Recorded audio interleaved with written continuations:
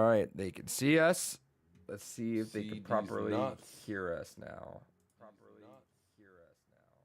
Speak up, David. I'm fucking speaking plenty up. Let's go. All right, that works. Kel's in the chat. What up, Kels? All right, let me go look at the news you posted, and we'll get right on it. Yeah, there's a couple other things I could have put in there, but I figured those will lead into the other conversation topics naturally if we want. Yeah, if we get there, we get there. Let's see though. Oh, I mean, we gotta talk about one thing specific. Yeah. There you go. Okay, cool. Let's do it. All right. Welcome to the Blue Review Podcast, episode number 239. I'm Adrian. Hell yeah. David's over here. Damn right. This is our it's our video game podcast. We go live on youtube.com/addepunked every week. There's no time, just because this happens on Tuesday night. That's the best we're gonna get. And so Time is an illusion. yeah, I fell asleep again. I was like trying not to, but man, that He's pillow a that nippy boy. that pillow that I got is so good, dude.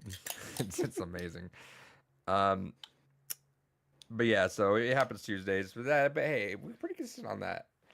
Like I said, I'm pretty proud of our record. Yeah, we had a few missed week last year, which is a little bummer, but also I think that's good we got that out of the way because it shows that we can still get this.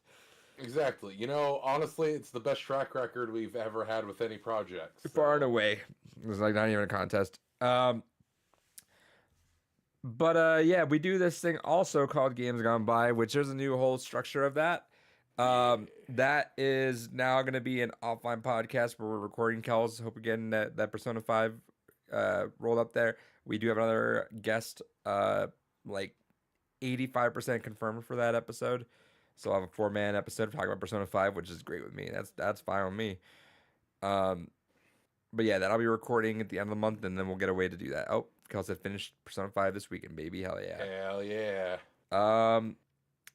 Upcoming Games Gone By episodes are going to be Black Mesa, 13 Sentinels Aegis Rim, which just got Smash Spirits randomly out of nowhere. Yeah, that Hades and that Pro Q fucking baseball thing there. Yeah, so that was weird. But hey, shoutouts. Hades would be a great Games Gone By game, by the way. I need a reason to go through that game finally. Yeah, that's I almost threw it in also for that reason of like, yeah, I'll get to it eventually. Yeah, I can see that being a Games Gone By game though. 30 Sentinels, Black Mesa, Cook Serve Delicious, Enter the Gungeon, Phoenix Wright Ace Attorney, and Yakuza 0, which let me tell you, David. Yeah. My timeline is currently 2 things right now. One we're going to talk about later on in the news, but also it's a lot of Like a Dragon Infinite wealth right now. That game is doing the critics acclaim thing again. The only unfortunate thing is like I love that, by the way. Like it's fucking incredible. I love that it is like a thing now yearly. It's just like, hey, yearly you want some Yakuza just like critical acclaim. There you go. Wish they would stop setting their own balls and stop price gating New Game Plus. Yeah, that's shit because that was gonna be one of the ones that I was like, we'll get to it if we want to. There you go. We are naturally. Shit. Yeah, we'll just talk about that now real quick.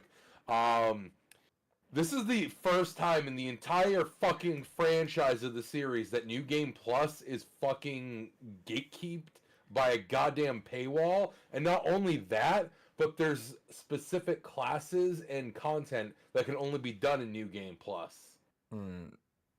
So fuck off.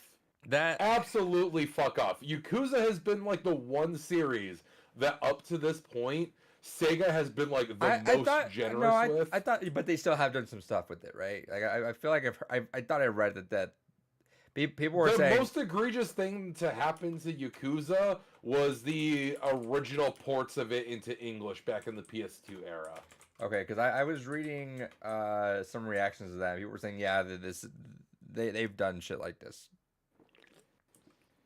I don't remember it to this extent, but I do remember back in when it was coming to the West originally, a lot of content was gutted from it, and there's a lot of poor choices made about localization. And then that all got fixed in the PS4 era. So, Well, but it is one of those things that's so fucking shitty because this feels less like a Sega move and more like an Atlas move. Like this feels like what they do with fucking Mega 10, where it's like, all right, we're gonna go ahead and give you some day one DLC goodness for all these extra things, even though it's all fucking ready to go. Truly, one of the scummiest fucking business practices. It's wild to me that, and don't get me wrong, Capcom was one of the worst with it, and Capcom has still been making some choices lately that have been infuriating the fuck out of me. But it's one of those things that people were weirdly the more up in arms back in the 360 PS3 era about DA1 DLC than they are now.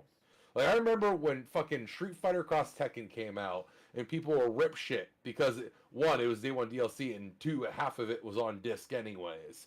But nowadays everyone's just like, I mean, that's just the business. It's fine. I also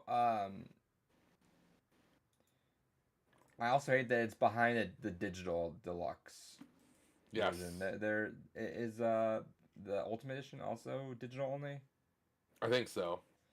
Like already that's kind of annoying as it is. Granted, I wouldn't ever do a new game plus of those. I'm struggling to even get the franchise. But like that's no excuse. That shit should be there. And if it's not physical, that's also annoying because like I would like to keep my physical collection of all my Yakuza / Like a Dragon games. Why that has to be a thing? I mean, it looks fucking good when you get them all in a row. It's fucking right. great. Like that's the saddest part about the PS5 is that it now is dividing the collection. And great, well, I mean, unless you are a true fan and you have the PS3 one. No, I don't have any of the PS3 games. Yakuza or PS2. What's Yakuza Souls or whatever? Oh, Dead Souls, yeah. Yeah. So I'm not dealing with that problem because I'm a true fan. But anyway. That's true. Eventually, I will get that in the collection. But at least give us an option if we're gonna like want that on disc, because that's already annoying. But anyway, I don't know. I'm not a businessman. I feel like if I have a franchise that's like I feel like this franchise is just steadily getting steam. Like it's growing little by little by little in a very good way. The way you don't kill it is I would not doing touch that like shit. I'd be like, keep doing what you're doing, and hey, this might grow to be something huge. But poking and prodding at it like this is annoying. But the issue, David, here, the issue that we're gonna do is we're gonna be part of the problem. We're gonna buy the game. What do you mean we're gonna be part of the problem? We're buying the game still. Yeah, I'm not buying it new. That's fair. Yeah, honestly, no, fuck off. You're putting fucking what has been legacy expected content in the game behind a goddamn fucking day one DLC paywall. No, fuck off. I'm not getting your game new. I will buy that shit used out of spite. I'll still get it. I'll still get around to playing it. I'll still probably enjoy it. But there's absolutely no way am I rewarding that kind of behavior. Fuck off. In other worlds, if they'd not done that, David's buying that shit day one. Yeah, the only Yakuza games I haven't gotten was The Man with No Name, which I still need to get at some point. You do. But where that's an import title, I figured, fuck it, I'll just wait a little bit on that. And then this one with a lot of the controversy has been going on, because they also got a lot of heat over an endorsement with a fucking, I hate the term so much, influencer. I don't know the influencer Young, that yeah. well personally. Yeah, no, yeah, exactly, Young, yeah. No, that's right. They did have issues with him, but no, there was some fucking dude. I don't know. It's like OTKPG or some dumb shit like that. And I guess he was someone that like was a serial hater of Japanese culture and other bullshit, and they got him to be an ambassador for the game, and a lot of people were fucking rip shit about it. So yeah, just weird choices and decisions by Sega. Kudos to them also for their weird decision to do a live action trailer for Persona 3 Reload. I don't know if you watched that, but that was kind of a thing. That was fascinating. No. Very much gave me like early to mid 2000s vibes of like video game commercial nonsense. Interesting. But yeah, so that's the bullshit that's going on with Yakuza. XQC, right? XQC, There you go. yeah. I did see that. Kels did say we must band together. We bullied Hollywood to change. We do the same for Sick over Yakuza. Ape strong together. It's true. But I mean, shout out to that series. I'm just to go back to what we're talking about. I am still very much of the mind that I actually want to play Yakuza like now. So that might be the game I get to next. But we'll talk about all that stuff. If you end up pushing that up, let me know because I'm more than happy to switch out Half-Life for Yakuza.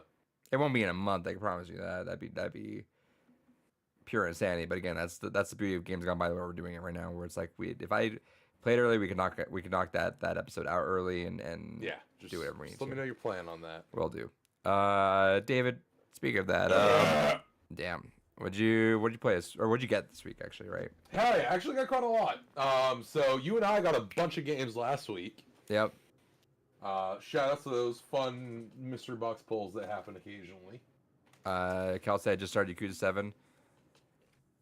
Hell yeah. I look forward to eventually getting there. One day. I'm like halfway done Yakuza 4. I still need to actually get around to finishing it. I am determined to continue going through the game, the franchise. I kind of want to outpace you just to be funny about it. I mean, it would get us to talk about Zero faster. First game I'm going to show off is a case of why I usually don't shop on my phone when I'm looking at eBay. I got this for $6, which if I had gotten this in what I thought was the condition that this was, would have been a steal. It's a fine price for this game loose. If you look at the pictures on your phone, looks like a beautiful completing box copy.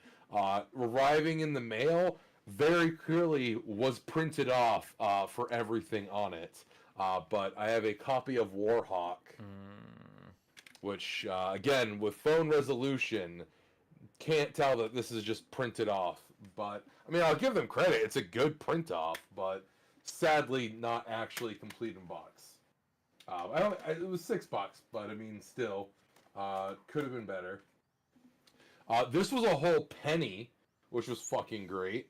Jackbox, or not Jackbox, goddamn, the original You Don't Know Jack Volume 2. They're fun games. I fucking love them. And for a penny, can't go fucking wrong. This one I was surprised I got for dirt cheap. I managed to snag this for $4. Alone in the Dark and New Nightmare. Sadly, not the big box version. I always try to get the big box versions when I can of PC games, but at the same time, for a complete box of the non-big box version for $4, I'm not going to complain for that. This came in. This was one of the few pre-orders that I did keep of mine, because I went through recently and cut down a lot of my pre-orders. But I wanted to keep this one, and especially after the message you sent me about it, another code, Recollection. Yeah, I need to grab that soon. It was one copy left in my city. I was on an impulse buy today, but it got snatched up, so I gotta buy it online whenever I can get paid. Later this week. And then I got these in December when they were doing like a big end of year sale, and because one of the items was a pre-order item, they took until basically just now to arrive. But I did a big purchase over at Super Rare Games. I got one of my game of the years many moons ago, back during the Palatina Army days. Got a remastered version of it, and that is Dungeon Defenders Awakened. Oh, I forgot. I didn't know that came out. All right. I'm pissed because apparently it doesn't have local co-op. What the fuck? What the fuck? Yeah, exactly my reaction. What the fuck? Why does it not have local co-op? The original had it. Yeah, first one had it. PS3 game. No, the version that's out now on PC, modern consoles, no local co-op. Huh. Fucking dumb. Interesting. Then also with this package was Necro Barista. Seems like an interesting little game. Then I got this because I forgot I didn't buy this, and I'm like, you know what? I have all the other ones of this collection. I need it especially at this one because it's also within one of my favorite genres, and that is the super rare mixtape horror collection. I didn't. I never bought 3. I think 3, 4, and I think that that one obviously. Fair. There's too many. No, with this I now have all of them again. Yeah, so but they still have, like, you can find stragglers on eBay and stuff for the other ones, so I might grab those ones still. Yeah, I only like to prefer to get them new just because of the fact that where they are a USB stick, I don't want to risk buying it and it's an empty USB. Yeah, the ones I see are still cellophaned. Fair. And then the cause of this order to be delayed, the one that was technically a pre-order, I seen a friend of mine playing this, and I was like, you know what? That looks a lot like just like if you did a 2D art Pikmin. Let's go. And that's Tinykin. Interesting. Genuinely looked like a fantastical game. So grab that. And that is all the things I got, although I can't put them on the shelf because my shelves are now officially full. So I ordered a new set of rods because I have spare shelves from all these. So I have literally like 20 shelves sitting in my closet over there, not doing anything. And I was able to find replacement rods. So I have just the rods coming in a few days. So I'll be able to just build a shelf out of the spare shelves from Some these. more shelves. Hell yeah. Hell yeah. And that'll be my 5th of these shelves I'll Christ. have up. Opposite of you, I don't really have anything. I wasn't even gonna show us off, but I thought it was a funny order.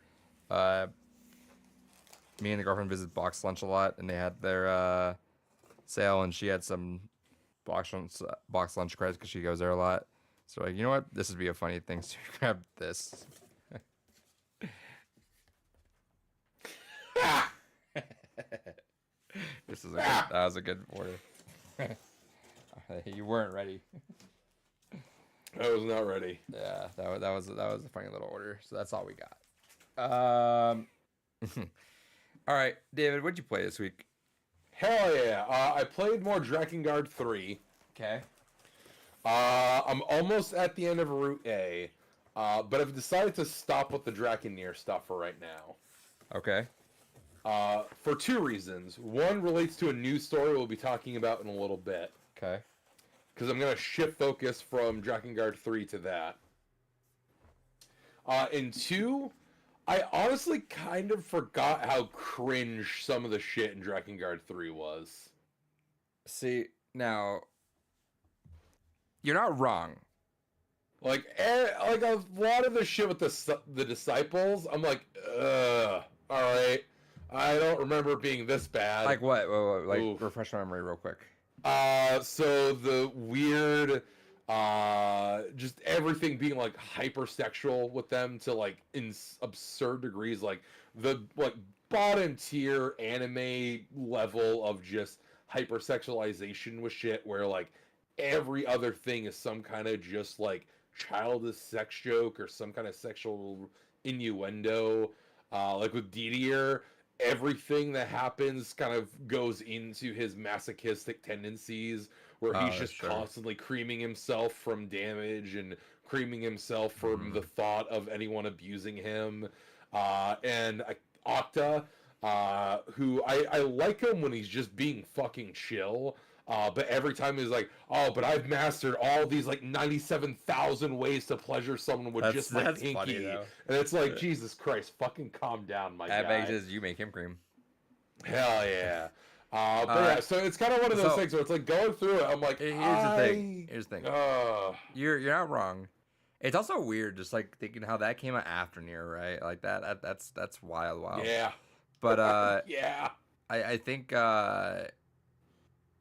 having gone from Drakengard 1 to Drakengard 3 mitigates a lot of the cringiness for me. So I was able to be like, all right, it's Extreme World already, and I was kind of already set in that mindset already. So I'm like, Fair. it's not. It is. If I'm sure if I go back like on a whim, like I'm sure it's some whiplash. If you just anytime hopping in that game outside of following it from Drakengard itself is gonna give you whiplash.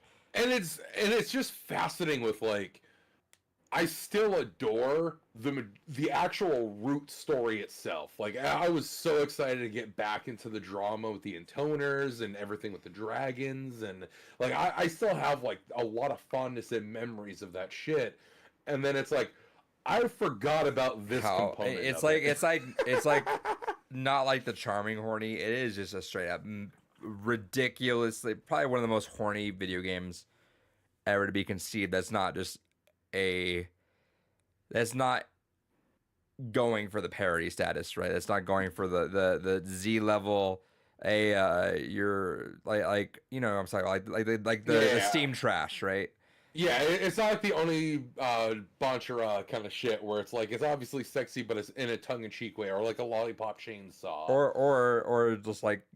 Or you're talking like those visual novels that are like all just like dating sims that are like horny. Yeah, exactly. It is like it is a big budget or horny ass game, and probably the horniest of those ones.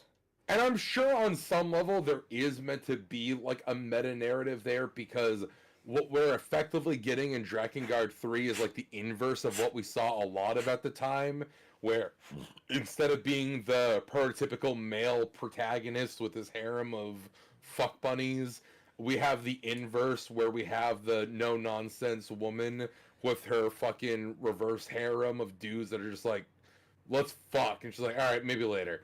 On one hand, I do appreciate it for at least like having the inverse and kind of doing something a little bit with that. Like I still do like the scene where fucking Didier's begging for his fucking life, and she's like, nah, fam, I fucking kill my sisters, but I take their men. And it's like, that's just a fucking hard line. That is a hard fucking line. But at the end of the day, it's just, it's really hard to want to keep going through when it's really eventually hard, huh? Shit. I bet. Yeah, Hard, exactly. But yeah, so I'm stopping Drakengard 3 for right now. I will go back to it because I do want Leah to actually experience that game. It's just right now, it's like, this is rough, and I don't feel like just powering through it at this moment. Yeah. But I have had something else that I've been itching to go through as well, because there is a lot of hype for the 4th numbered entry in this series. And this is a series that Lee also quite enjoys, but hasn't seen all of. So I've started going through Kingdom Hearts all over again. So I am a fourth of the way through Kingdom Hearts 1 right now. I'm thinking about that. Yeah, that's on the list of games to finally just do. It's going through 1.5 Remix Edition. I forgot how chunky the combat was in that game. Sure. It's not bad. It's just going from 1 to 2 is such a monumental change, and this is with improvements backported. But there really is just such an insane difference between going from 1 to 2 alone that I'm like, ugh, I forgot what 1 was like. Mm-hmm. And it's still unfortunate that there is a lot of Kingdom Hearts that is not playable on modern consoles. Not Birth by Sleep. Yeah, Birth by Sleep I think is only cutscene collections, and that one was one of the more kind of unique and interesting ones. And if I remember correctly, Recoded is only cutscenes, but I never finished Recoded, but I was most of the way through it, and you're not missing anything by just watching the cutscenes on that one. But I do at least appreciate that Kingdom Hearts does more to ensure you can enjoy its entire legacy than pretty much any other video game franchise. You can go out right now and for $30 brand new, buy the all-in collection, and it's basically every fucking Kingdom Hearts game from 1 to 3 and all the dozens of in-betweens. Fucking fully playable on your PlayStation or your Xbox. Just there you go, asshole. Yeah. Enjoy. Like that's fucking wild to me. I'm well. They The needed to level of care. because otherwise, like it's like one of those franchises where I was like, I'm not getting into that. There's way too much shit. Honestly, they're not long games. No, Most of no, them are you're like 20 to 30 hours. right. But it's like I'm not gonna go down Game Boy game. Like I'm not gonna go hunt down Game Boy games. I'm not gonna go hunt down. Oh yeah, like Yeah, I'm trying to get I'm all not. the originals It's of them. some Yeah. fucking Infinity Stone shit. I'm like I'm not. But put them all together, cool. Because I wish it was all on cart for Switch. That would have been great. Yeah, it's one of those things that's the nature of Switch. I don't know what to say, honestly. Hey, Granted, shout out to Witcher. Shouts to Witcher, they did it, but like at the same time, yeah, I'm sure this year when Switch 2 launches, My things will be students are better. like adamant it's not happening this year. I'm like, it's gonna happen this year. There's no way it's not this year. If It's happening this year. yeah, if it's I think we're officially on what, the 8-year anniversary of the Switch? it came out 2017, 27. Fuck, don't make me do math. so 6, 7. 7. Yeah, 7 years.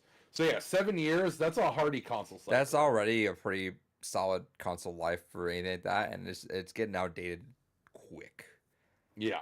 I mean, it was already outdated. It's going to be 3 years outdated ago. immediately out the gate too right now again, but especially when you compare it to stuff like Steam Deck. But Yeah, the murmurs that have been going around based on developers that have kind of been leaking information, have their hands on the kits, is it's basically like a PS4 Pro, which is fantastic. This will be the first time Nintendo doesn't do anything dumb gimmick style with everything. Which they're like that kid, that kid with the meme kid with the fucking vein in his forehead. Just like you gotta do gimmicks, but No, luckily it sounds like this is basically like going from the Game Boy Color to Game Boy Advance. Just and do it that's again, but better. Super Switch. Just fucking keep going. Yeah, Super Switch. But nice. And so Kingdom Hearts is going all right so far. Yeah, it's kind of interesting revisiting Kingdom Hearts 1 because I haven't played through the first Kingdom Hearts game in fucking years, at least like 10 plus. And I kind of missed how simple the plot used to be. That's why I think a lot of people go back into it, where it's not all this crazy nonsense. It's pretty straightforward. Like, it's a tight little narrative, and it's one of those things where there's so many things that, because it's been so long since I played through it, I'm like, oh, that was really clever writing. Like, you telegraphed how a lot of these things are going to go down, and putting a lot of pieces together, and it also has the advantage of having context from the other franchise to put things in place. Right. But there's so many things where it's like, oh, this all fits together in a nice, weird little way, and it's a genuine. I'm enjoying it. It's combat's rough.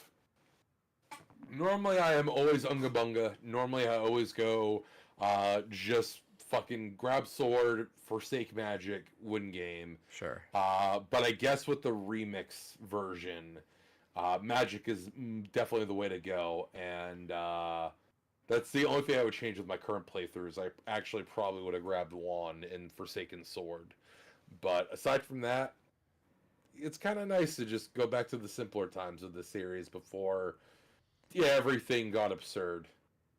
Fair enough. Anything else you've been playing? I feel like there was like one other thing I started tinkering with, and then I put it down.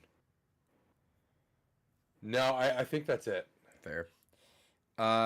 So I've been fully engrossed into the Nier franchise currently. It is ridiculous. David, I have maxed out all weapons. I have acquired a lunar tier. I had to redo my playthrough again because I had to speed run 2 extra bosses, which I did. I should say I got all the stuff for the weapons. I feel like I got RNGs on my side on that one because some people it took a couple weeks, and I speed ran that in a week. And I did it with, I forgot that you can get kind of sword after. Yeah. And I should have done that because it you just tap the enemy and they die. So I had a maxed out weapon, but that one's even more maxed out. And that one was just cut the run. I was using one that Oh, wasn't. it's so much fun. Yeah, so I was using one that just did not do that, which was unfortunate. And it took me a little longer to do everything, but I mean I got everything done, which is fine. I forgot to ask this during the Near Replicant, but what aside from kind of sword there, obviously at the end when you can have fun with it, what was your go-to weapon for a lot of the game? I used a spear for a lot. I forget which. I wasn't keeping track. I think Beast Lord, Beast Bane. I think I was using a lot of the Beast Beastbane, ones. yeah. Which That is was my fun because homie. in Automata, that's one of the first ones you can buy out the gate. Um, Yeah.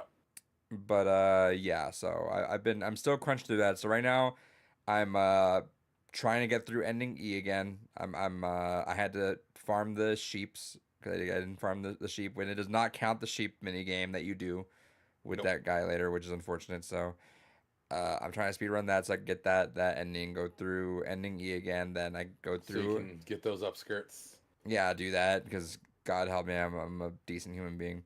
No, just kidding. I don't give a shit. But do that, and then I have to go through and do the one that you refuse to touch, which is speed run the game. But Yeah. at this point, I have this fucking game mapped out like the back of my fucking hand. I put over 100 hours into that game now because you're talking about 35 hours into first completion, and then my current save right now of me doing everything, including farming the lunar tiers and stuff, and then not including I guess the extra ending E the first time is like 73 hours, 74 hours. Mm. So I'm over 100 hours in a replicant. But I see the end. The ending is in sight. The end is near, would you say? Yeah, I didn't know. I was worried about the new ones. I'm like, what do I name my saves? I put near, but like NEAR. I was like, okay, I got to pick a name that I know I'm not gonna use. But yeah, so there's that. I'm also juggling this with Near Automata. Hell yeah. Going with a girlfriend through that. Again, it's been cool in hindsight now, seeing some of the connections I mentioned. Those desert robots wearing the facade Yep. things. I'm like, oh, that's a cool little touch right there so far. Getting there. Um, Find little Devil and Popola in the background again. Yeah, I saw them in the background. I'm like, I'm waiting for you guys to pop on up here. Did that. Beat the game, and girlfriend's getting into it. She's like, all right, this is interesting. And then I feel like Did you keep an eye out for the robot in the distance?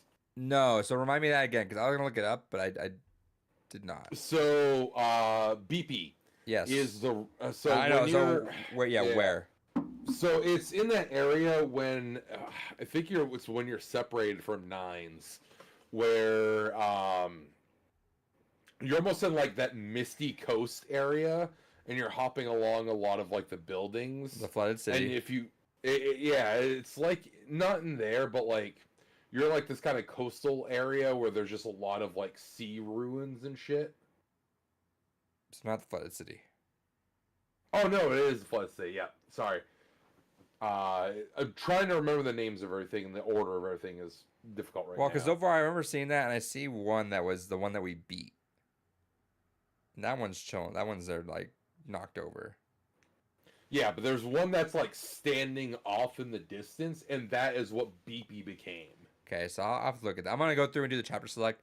I'm not gonna do the save delete this time. I'm probably just gonna knock it all out because I paid my dues the first time. Fair. Unless I somehow am able to 100% everything and finish everything beforehand, I paid my dues. But yeah, and I feel like it does good at oh, I out the gate I did the thing, which by the way Platinum you're cheat. huh The platinum cheat. no Oh. I killed Pascal's village at the beginning. Hell yeah. Which is atrocious that you would do that. Which, by the way, I didn't realize that literally you hit them once and you have to hear them apologize, and then it takes forever to fucking do that. Yeah, And- it took me like a solid like fucking 5-7 minutes to kill the whole village. yeah, which is I did not like. I hated that. I genuinely hated that. Listening to them plead and beg for Yeah, their lives, I wonder what that- the fuck they did wrong. That actually yeah. really upset her too, because she was like, why, it just sucked having to hear them always apologize, because that's the first thing that happens out of them. Yeah, so that's when I was like, yeah, I don't know, just fucking killed the whole village, and you're just like, what is wrong with you? Now you have the further context of what that experience is like. Yeah, I kind of I wish I have done it in I'm kind of glad I got it out of the way. I'm 50-50. I'm like kind of glad I got it out of the way because like now she didn't know who Pascal was. So she's like, all right, Quaz. She could distance herself from that initially, but like yeah, that's fucked up. So But later on, I fucking a. yeah, so uh I think it does a good job at amplifying it to get to the emotions, right? So I am currently on what did I last do? Um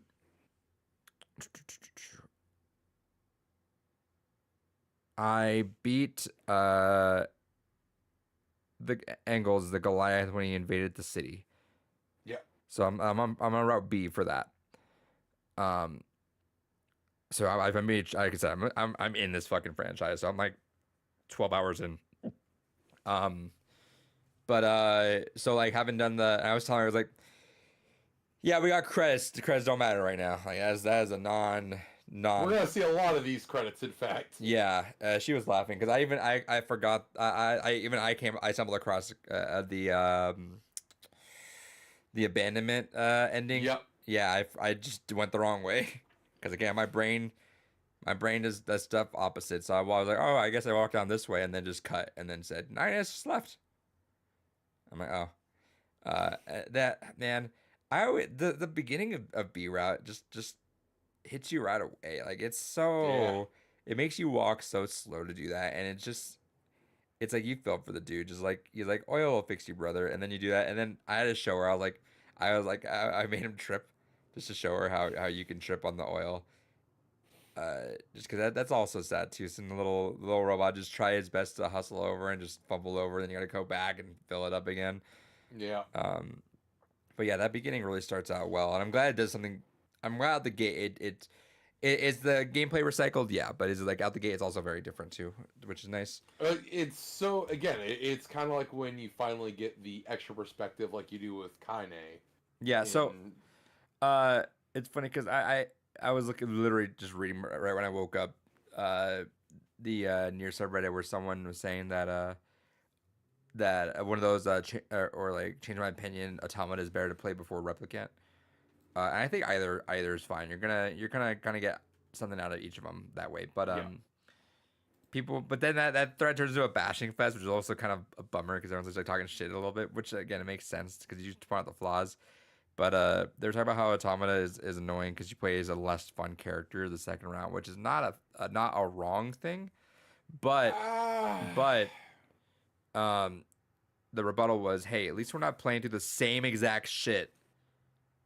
over and over. Yeah, which again, as someone 100 hours in a replicant, I'm like, yeah, God help me. Like it's the refresher you get, even just a little bit of parts where you just disappear for a second is a Getting three different distinct gameplay styles is a wonderful thing. yeah versus having to do the same exact shit over and over again.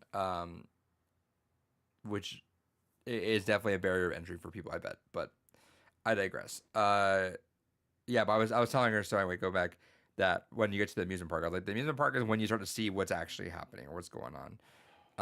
Such a And fucking great area for lore too. God damn. I did. I knew this game was gonna mess her up a little bit just because immediately when you first see the robot in the desert, like just running away from you and you're chasing him down, and she just says she's like, just let him go. He's running. I'm like, no, they're bad. Just like, no, they're bad robots. And then yeah, Like, and then, oh, so you had like a moment like I had with Leah. She's like, he's minding his own business. Why would I kill him? Like, he's evil. And she's like, no. well, I had to do that right away at the beginning to Yeah. justify, and then I walk into Disneyland, all like just killing them right away. She's like, they're just there. I'm like, yeah, but they're bad. And then I tried to like, but then but then by the time I got to like the tank part where there's like, let's have fun. I was like, yeah, I'm gonna let him go because personally, that's I have an issue with it too, especially knowing how everything rolls out. I'm like, I have no issue with it. oh man. But yeah, I think the ballerina one's the weakest of all the ones to get you. Yeah. But that's fair. I think you start with the weakest one and slowly ramp up, and get to the major feels, which is gonna happen very, very soon.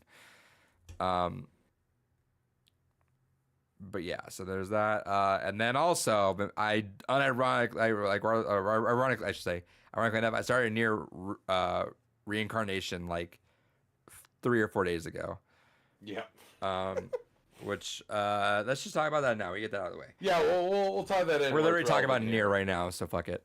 Nier Reincarnation just got announced to be going through its global shutdown in April, following its final chapter in March. Um, the game's been going on for a couple years now, and it's been consecutively added new content. I think it has like 7 main story updates. And it's about according to Subreddit, it's about 10 hours of a game now. Yeah. So it's a game. But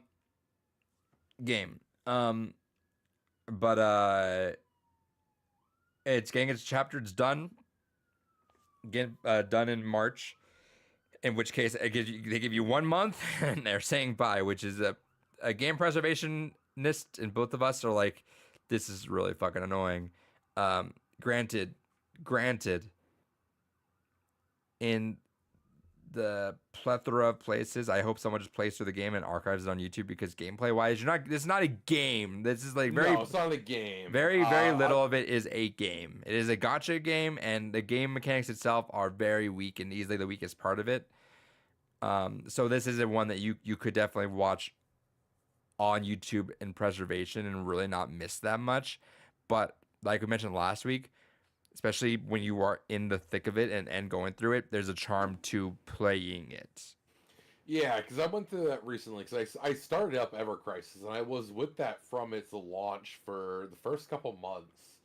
And I did lose interest just because it was so fucking dry for story shit. And that's the nature of any fucking gacha / mobile game of this type. I appreciate what they're doing, though. And it's why that I'm also shifting gears away from Drakengard 3, because what I'm going to do is they're making it so that way they're unlocking all the content to be accessible basically super easy. They've removed all the purchases, and they're making it so that way, if it's not already, but I think in the next few days, they're making it so that way you're able to just quickly grind through and achieve everything. And it should only take you about, a couple weeks at tops to get through all the content. Mm-hmm. And what I want to do is go through it all and record it all. That way, I just simply have on hand a recording of all the story stuff. Right. So I was trending. Funny. So you started it already? I haven't started it yet. I saw the news this morning that this was happening. Yeah, I saw it too, and I was like, "What the fuck?" I just So also, cool irony is it was like only like 2 days ago. I watched a video talking about like a breakdown of the first major story of Reincarnation. I'm like, maybe I'll get around to that. Who knows? Dude. And then seeing this today, it's like, oh shit! All right. My girlfriend knows I've been so engrossed in this fucking franchise right now. I've been grinding the shit out of Replicant. I'm trying to like bum rush Automata because we have to finish this whole thing, which I don't know if it's possible. It should be. It might be. We have to really knock it out. Possible by Thursday night. Which I might just make her watch like a playthrough of it if I don't get it. We should be mostly done. But I've been engrossed in this, and so I saw Reincarnation, and I downloaded it. Like I said, I downloaded like 3 or 4 nights ago. I really actually enjoyed my time. Again, it's a gacha game, but it's very generous. Already, it was very generous, actually. So I should say that too. With the way they're doing it, they're pretty much like making it mostly as close to free as they could to say, hey, fuck it. Here's everything relatively. Yeah, you can still buy stuff, but like you can get through the game. And that was already the case. Yeah, soon they're turning off buying anything, and they're just giving most of it all away. Yeah, so like, and that was already the case apparently. People were saying all over that this is probably the most generous gacha game they've ever had, where you can play through the game, which is probably why it's all 50-50 actually. Yeah. Probably why it's getting shut down, because it probably didn't make that much money for the content you're pushing out. Because like you were saying with Ever Crisis, the story's kind of trash, but like the story's pretty like everyone's saying. So actually now, the reason why I got into it was we're saying, yo. I forget if you told me or someone else said. It might have been someone else, actually. Yeah, because you're saying something else. People were saying, if you are a Nier Drakengard fan, this is your time now. Like, they're saying, like, this is, like, like it's been a while for everything to finally connect to the near universe. But they said it is making its connections now and is making it very known. So everyone's like, hop in, now is your time. And there was actually a post on there a couple days on the Reddit saying like literally like a day or two ago saying why you should play Reincarnation. And someone tagged that guy immediately. Hey, shots to that guy that made the post. It's like, yep, I still agree with that post. Like, I'm still doing it. Yeah, I saw that actually earlier this morning. Yeah. Yeah. So but yeah, people were saying it's making those connections. Now you know what? But I was to say is I was like, you know what? I'm gonna take it my leisurely time during this. You know, I've been almost neared out. I've been there, and I still gotta read through the books. 'Cause I'm like actually holding off on opening the world guides because I know those go even deeper. Obviously, right? Like you're talking plus like there's also the Yorha boys and the fucking project. Holy shit! Well, the name is escaping me right now. The Pearl Harbor. Yeah, the manga as the books. Yeah. But you're and talking then- like it tells you stuff that you didn't know. Like for example, the Angelus got stolen. Yeah. Whew. And there's like, yeah, that's gonna probably be in fucking issues somewhere down the line. Obviously, right? Like that is a plot point. Yoko Taro just like, yeah, I'm gonna drop that tidbit somewhere out there one day. And I fucking can't wait till we get like a new Nier thing. There's murmurs that Yoko Taro's doing something this year. But there've been both ways though. He's kind of said I'm not doing Nier, and he's also said like there's like Nier news, which I'm assuming is the Nier Reincarnation might be so far. But anyway, that's probably the news. But yeah. like there's no way what he's doing next isn't something Draken Nier, even if it's not necessarily. Now that Voice of Cards Nier. is done because he got to do his little side thing for a little while and it's out. Yeah. But also mentioned with that Reincarnation ending, people were saying like, yeah, it might be because it didn't make that much money, sure, but also, it's literally coinciding with the end of the tour, of the orchestra tour, which is called the Near, End of Time or something like that. Something. So whenever new thing is happening at this orchestra, which shouts, if anyone happens to be going there, we're doing this on a Saturday. It's gonna be the Near Orchestra. Yeah, because I thought it weird that a lot of people are saying, please no one post anything spoilery from the event if you can. I'm like, from the event? What would be spoilery from the event? Is that from the event? Yeah, a lot of people are theorizing that there'll be story content up there. Well, there is. There's a whole new act. I tell you that, right? Let me see. From the concert? Let me see. Yeah. Near concert. Let me say the way we definitely didn't talk about that. Yeah. The End of Data is what it was called.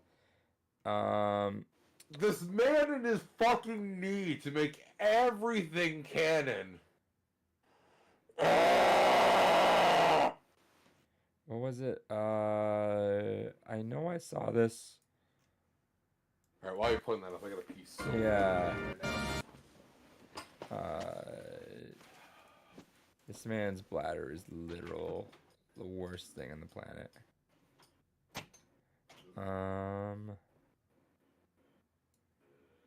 A new episode. That's what they said. Man, I want to play Yakuza so bad. I want to also play another Code. I've been just in a gaming mood, which is great. But man, there's a lot of movies out right now too that I was actually gonna go watch, but I'm just like I just need to knock out some stuff and be done with this. So I'm gonna buy those things eventually as well. So it is what it is. But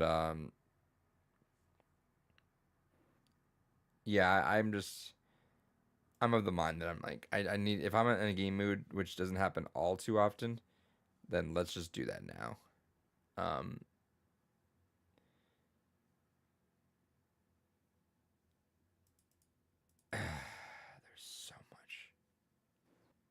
There's so much games. There he is. He's back. Wonderful.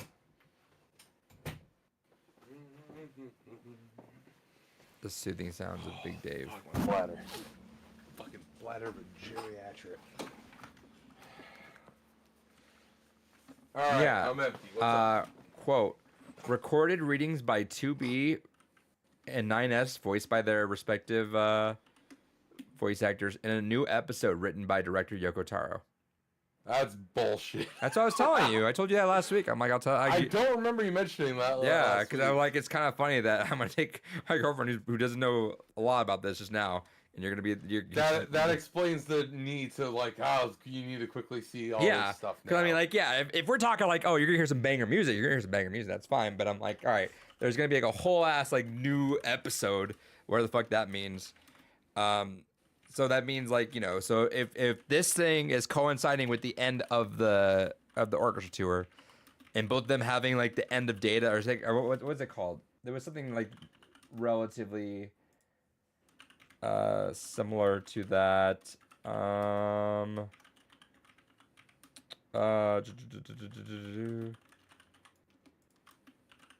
Oh, hold on. By the way, I guess that article you posted, IGN had an article talking about when they're getting a sequel. By Wesley Yinpool over at IGN. With Blockbuster... By Wesley Snipes. Yeah. With Blockbuster hit Nier Automata reaching its 7th birthday, fans are wondering if they'll get a sequel. Sounds like one is coming, but not anytime soon. At a Korean game event, G-Star 2023, Square Enix producer Yosuke Saito said, while Nier chief Yoko Taro is alive, they will release a new entry in the Nier series. Let's see. Oh, and then they said, in the meantime, Saito and Taro are supposedly working on another non-Nier related project the pair hope to talk about sometime this year. But let's see.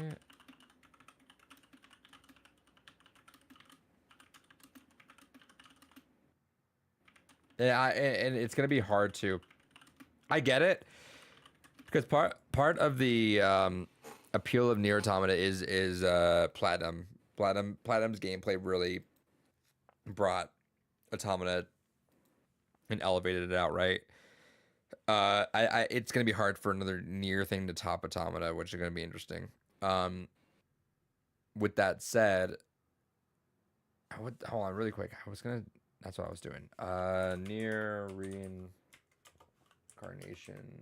Twitter.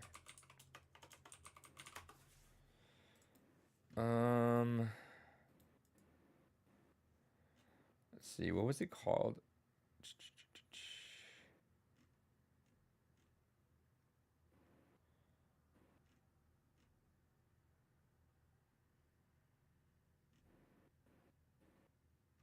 Why am I not finding?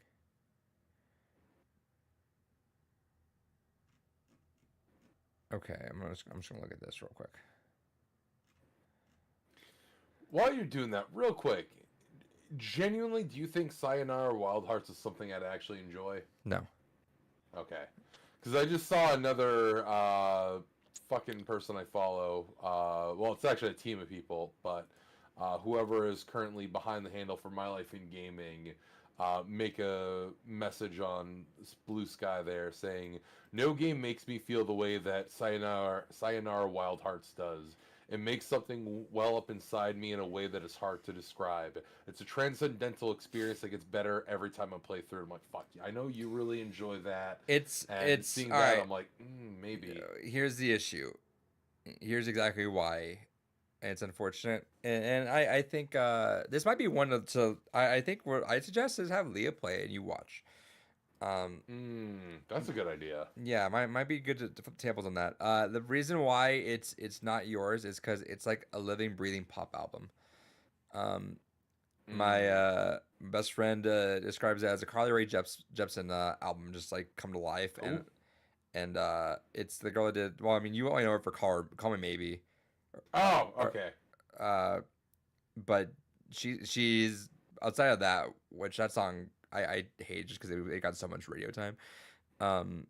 Everyone praised the fuck out of her for pop, which I'm sure is fantastic. But yeah, Cal says I love Carly Rae. I need to check it. Yeah, I highly suggest it. It's gorgeous. It's got a really good message. And it's like almost an album visualizer, the entire way through, and it's a banger album if you're into that kind of music for sure. David, that is not your style of music whatsoever in any pantheon of this world. But I'd say have Leah play it. Watch it. It's only like an hour and a half. Oh, all right. You have it on okay. Switch. I might have her sit through that then. You have this on Switch. I do. We have the collective. Yep. So. Yeah, no, I guess it was the people in the world was what that one was called. I guess I was getting something wrong, but anyway, yeah, Nier's all concluding with the orchestra concert and this reincarnation chapter, but How the yeah, fuck can they have anything closer to me? God damn it. yeah, no, it's The West Coast gets everything. I fucking hate it. well, no, East Coast has it, but it's in Atlanta. No, it's not that's not the East Coast. Fuck off. Yeah, it is. Literally East Coast time. When I think East Coast, I Doesn't think matter what the fuck you basically think. New England and tri-state area. Doesn't matter That's what you I think. of. Fuck what Shut you up, think. Brock. Then you just go to Bangkok. You fucking what, mate? Go to Bangkok. I think there's some openings there still. I'm excited. I was showing her all that cosplay. You're gonna see a lot of 2B cosplays there, I'm sure. A lot of 2B cosplays. I'm excited for the merch. I'm trying to see if there's any specific merch that's gonna be. Yeah, if there's anything that's like super standout, let me know. I'll let you know. From what I've been told past times, it's literally only the concert shirts are exclusive. Everything else is just stuff you can buy in the store. With that said, I'll probably buy a Blu-ray of the last one if there's still some Blu-rays up there. I told her though, I was like, just be ready because if there's an Emil head, I'm buying it. There's no world I do not come home with an Emil helmet if there's one there. If there is one, then let me know in the sense of like I don't have to ask my buddy. I forgot to ask him, but if there doesn't end up being one, I'll ask him. Sure. The merch lines are also hours long. Jesus so, Christ. I mean, I've been one to wait in hours long lines for merchandise before, so that's nothing to me. We'll figure it out. But yeah. Anyway, so next week, stay tuned. I'll give you the whole wrap up and lowdown about how that goes because we're going. But yeah, that ends my Nier discussion so far. It is a journey and a fucking half right now, and then I'm having to go through more content and more. So, but you know what's good is we'll see. I guess I'm treading water saying this, but once I'm done with Reincarnation, once I wrapped up Automata, once I read these books, which is going to be definitely leisure time, that is a franchise I can just cross off the list, and I am done with it for the foreseeable future. Whenever there's a new entry, I'll dive back in. We're good with that. So that's why I say that maybe once I'm neared out, I think Yakuza might be a good palate cleanser for that. Ooh, it would in the sense of like the tone. No, because I then need you'll a have tone. a lot of the goofy silliness. Yes, is but it gonna at be the a- same time the It's a lengthy game, obviously, but I need a tonal change. yeah. I am going through 3 different Nier games currently at the moment. I'm juggling 3 fucking Nier games. Like, I need a tonal change, if anything. I can give a fuck if it's the same exact game. I just need a tonal change. And one that I need to knock off the list, probably before 13 Sentinels, because I mean 13 Sentinels is probably gonna have a lot of the same kind of vibes, even if not the same, obviously. Just being a Japanese anime-ish style game, right? Will have enough similarities for me to like want to like step back a little bit. So it's good that we had that gap with Black Mesa for us in our schedule. But Yeah. Black Mesa and Yakuza actually might be a really good juxtaposition off each other for me to start knocking out one by one. But yeah, David. So we talked about Nier Hell yeah. ending its run. We talked about a few things. I want to talk about another game I really want to play right now, David, and I want to know your opinion on this this Power World phenomena. Yeah, so Because I would love because here's the issue. You know, and I'm also not technically I'm not neared out right because I'm gonna have to do this Final Fantasy shit. So I'm still it's gonna be hanging above me. There's always some big, massive franchise where it's like, oh yeah, that's there somewhere. It's still hanging above me. I So got it installed on my PS5, and that was the other thing is I went back and forth and I asked Lee, I'm like, do I start 14 now so I can remember everything and guide Adrian through it easier, or do we do Kingdom Hearts where that's just a quicker romp and I can just enjoy it? So I right. have it downloaded and at the ready. I will buy time because I have to buy time because I'm long into the series. David, I was gonna say though, like no. part of me wants to. I know you're not a survival guy though, right? I hate survival Yeah. games. So like, part of me, I was like, I just why I haven't even messaged you about it, but really, part of me was like, I would love for us to play Power World. I would love nothing more for us to play Power World when I got back because I've been itching to fucking buy this game. So here's the thing. I have a lot to say about not necessarily the game, but the developers behind this. Power World has been getting a lot of notoriety as of late. One, I can't take this away from them. Fucking, I think they're at like 6 million sales in less than a week. I think they're at like the 6 million mark. Yeah, let me go look real and quick. they are the second most played game on Steam. They're coming for PUBG, man. Yeah, I did not. I was like, okay, they're not gonna pass Counter Strike. PUBG, no way. They beat Counter Strike, and PUBG is like it's got a long ways to go because PUBG really made a gap, but it's possible. It was literally like 3 a.m. on Monday, and there was 896,000 people playing. Yeah. So it's kind of one of those things that kudos. I can't take it away from them. Absolute fucking amazing runaway hit. 6 million in 4 days, David. 6 million, and 4 that's days. Plus it's also on Game Pass. And also on Game Pass, which is fucking Microsoft has been going fucking. Like Power might be carrying the fuck out of Game Pass just for them for a little while, which is good for them. But as a company, I have problems with Sure, that. Now, that's fine. I figured you were a lot going of there. people are making the obvious rants about this, and there are some that I see their point in the sense of it's a Pokemon clone. It's just Pokemon with guns. Yeah, of course. Like that's nothing new. Series have been parodying Pokemon for ages. Also, Pokemon is just a ripoff of Megami Tensei. Megami Tensei did it first. Congratulations. Pokemon just happened to be the one that got popular doing it. Right. But here we are.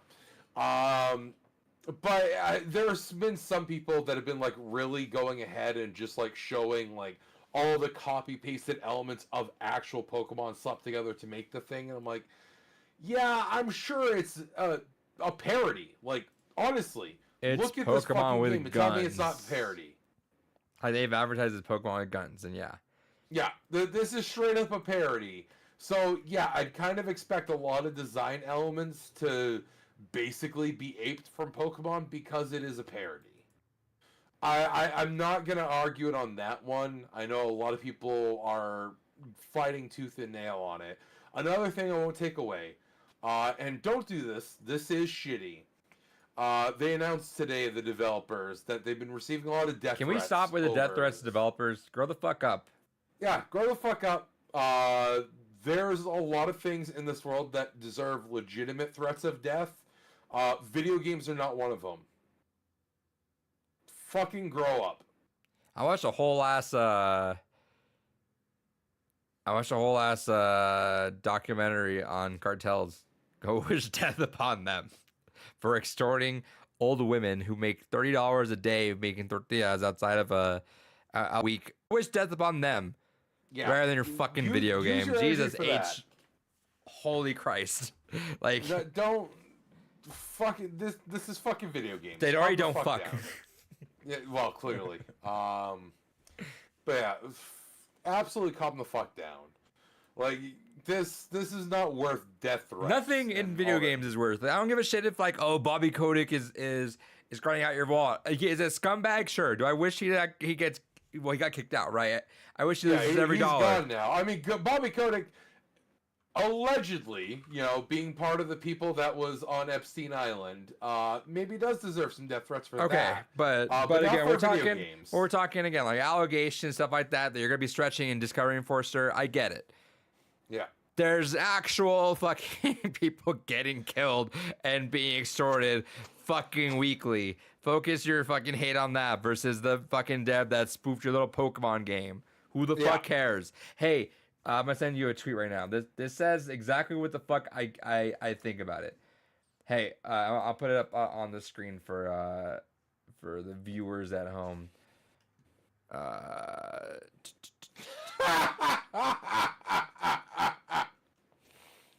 Yo, hey, there you go. $1 billion corporation, independent. Like, again, here's the thing. This game would not... Also, real quick, though, I hate that it's coming from Uppa GX because also fuck them. Sure. Absolute but again, take organization, shots where we need to take shots. That's fine. But the Pokemon games have been coming out so half-assed for so fucking long. And you scroll down a little bit. Holy fuck, yeah, I'm reading through the comments, and like, goddamn, whoever is in charge of the social media for Upper GX, shit company, but goddamn, their fucking social media manager is fucking based. Oh, yeah. Holy shit. Oh, yeah, they're going. Holy fuck.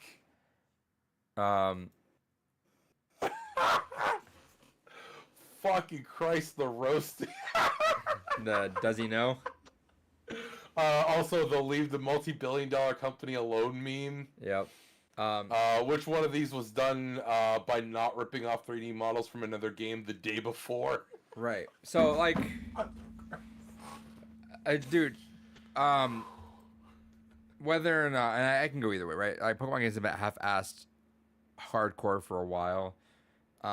We should the fact that this game did as well as it did speaks because of how badly Pokemon has been holding its own end of the bargain for being the most profitable video game franchise. It's you would not get Pokemon with guns would be the fucking meme if would be a meme of a game if Pokemon was of high quality right now, right? So and also who the fuck needs to defend them? I'm sorry, like like, if people were saying the AI art stuff, which is not substantiated whatsoever, the CEO talked about how I had, to be fair, like had like coincidental tweets about that with Pokemon, but even according to this to like the Steam policy and stuff, this game will get kicked off if there were traces of AI. So here's the thing. This game itself, absolutely. I doubt there's AI used in this game specifically. They've done stuff with it, yes, though. Yes, and that's where my issue comes in. Is they literally have a whole game around basically like the Jackbox kind of TKO, but it's explicitly AI art. Sure. Fuck them. Absolutely fuck them as a company. Get fucked. You are literally, you cannot have AI art without fucking theft of others' intellectual property and without theft of basically stealing from other artists. So absolutely check this out though. Here's I want to find a silver lining in this. Games that take off runaway success, this company no longer needs to dive into that. They still will. It's still free tendies. Sure, but I'm saying a silver lining doesn't shed off shitty behaviors just because they make money. So a silver lining I'm gonna say is I hope that they pursue this kind of stuff a lot more than ever that. Like there is now a shifted balance that with the runaway success like this, I don't think they would need to pursue that avenue. It makes more sense to pursue the avenue of money making versus the one that's not proven, right? And I would hope that seeing the negative attention of AI being potentially hampered by things that they would be smart. A smart company, David, like this. Let me say it this way. Let's put you in their shoes, right? And let's just say like you didn't give a shit about like this thing. I get it. I get your stuff, but just take it that way for a second. Yeah. If you put yourself in the shoes of this company right now, the smart decision would be, hey, this game is fucking nuts. Let's do more stuff like this. Oh, the only big negative we've had attached to us is that people assume we've done AI stuff. Okay, let's step away from that and just do this, and we'll be free money forever. That's what I would hope a smart But company here's where does. the other issue comes in, which is they've abandoned games before. Yeah, but those were not massive, mega, like top They were 10 not of to all this time. extent. No, no. Obviously, nothing else they did was to this level of absurd success. But they don't have any track record to show that one, they care about their IPs, and two, that they can support an IP long term. I would just again, and I get if it was like a success by all terms, I understand. But this is like a runaway mega. They are hiring, I'm sure, like behind the scenes. Like they did you hear that story about what happened on the Epic Game Service? Epic Game Store service. This No. game broke the fucking rule. I like it hit a thing on their service where they can only run so many servers for something, and then it just gets capped. I guess Epic had to have a midnight meeting with all the executives to take that fucking rule out of the fucking service immediately just to keep this game going. Like it's unreal uh how this game is doing. So I would assume, and I'm assuming as well, right, that they are hiring to keep this thing going. They are now like fast tracking everything they need to do. If you were smart, you put everything into this, and that's where you're at now. That's what, yeah. So Cal, Power World devs would come off as ultimate good guys if they disavowed AI art and dedicate themselves to this IP. Easiest dub. I agree. If they just said, all right, fuck that, we're over it, no more. This thing is going off. Let's focus on that and make this thing huge. Easiest win, slam dunk. You guys win. You guys enjoy your success forever. Good stuff. We'll see if that happens. But that's where I stand. Where I'm like, part of me, I understand that, David. We had the whole ass talk last week about that, and I get that. Part of me wants to support this game to show, hey, fuck that thing you were doing. This is where your track needs to go. I don't want to support it. One, because I mean, at this point, supporting it doesn't matter. Like 6 million in 4 days, like literally nothing matters at this point. I know. I want to play it. I want to play it. But also, if this game had not been like a survival kind of game, sure. That's why I started off may with have saying I been know it's not swayed your to it. survival's not your thing, but Yeah. this game turns into some fucking weird shit though. Like it starts off like a weird survival Pokemon thing, but then it turns into like Factorio at some point, which is fucking wild.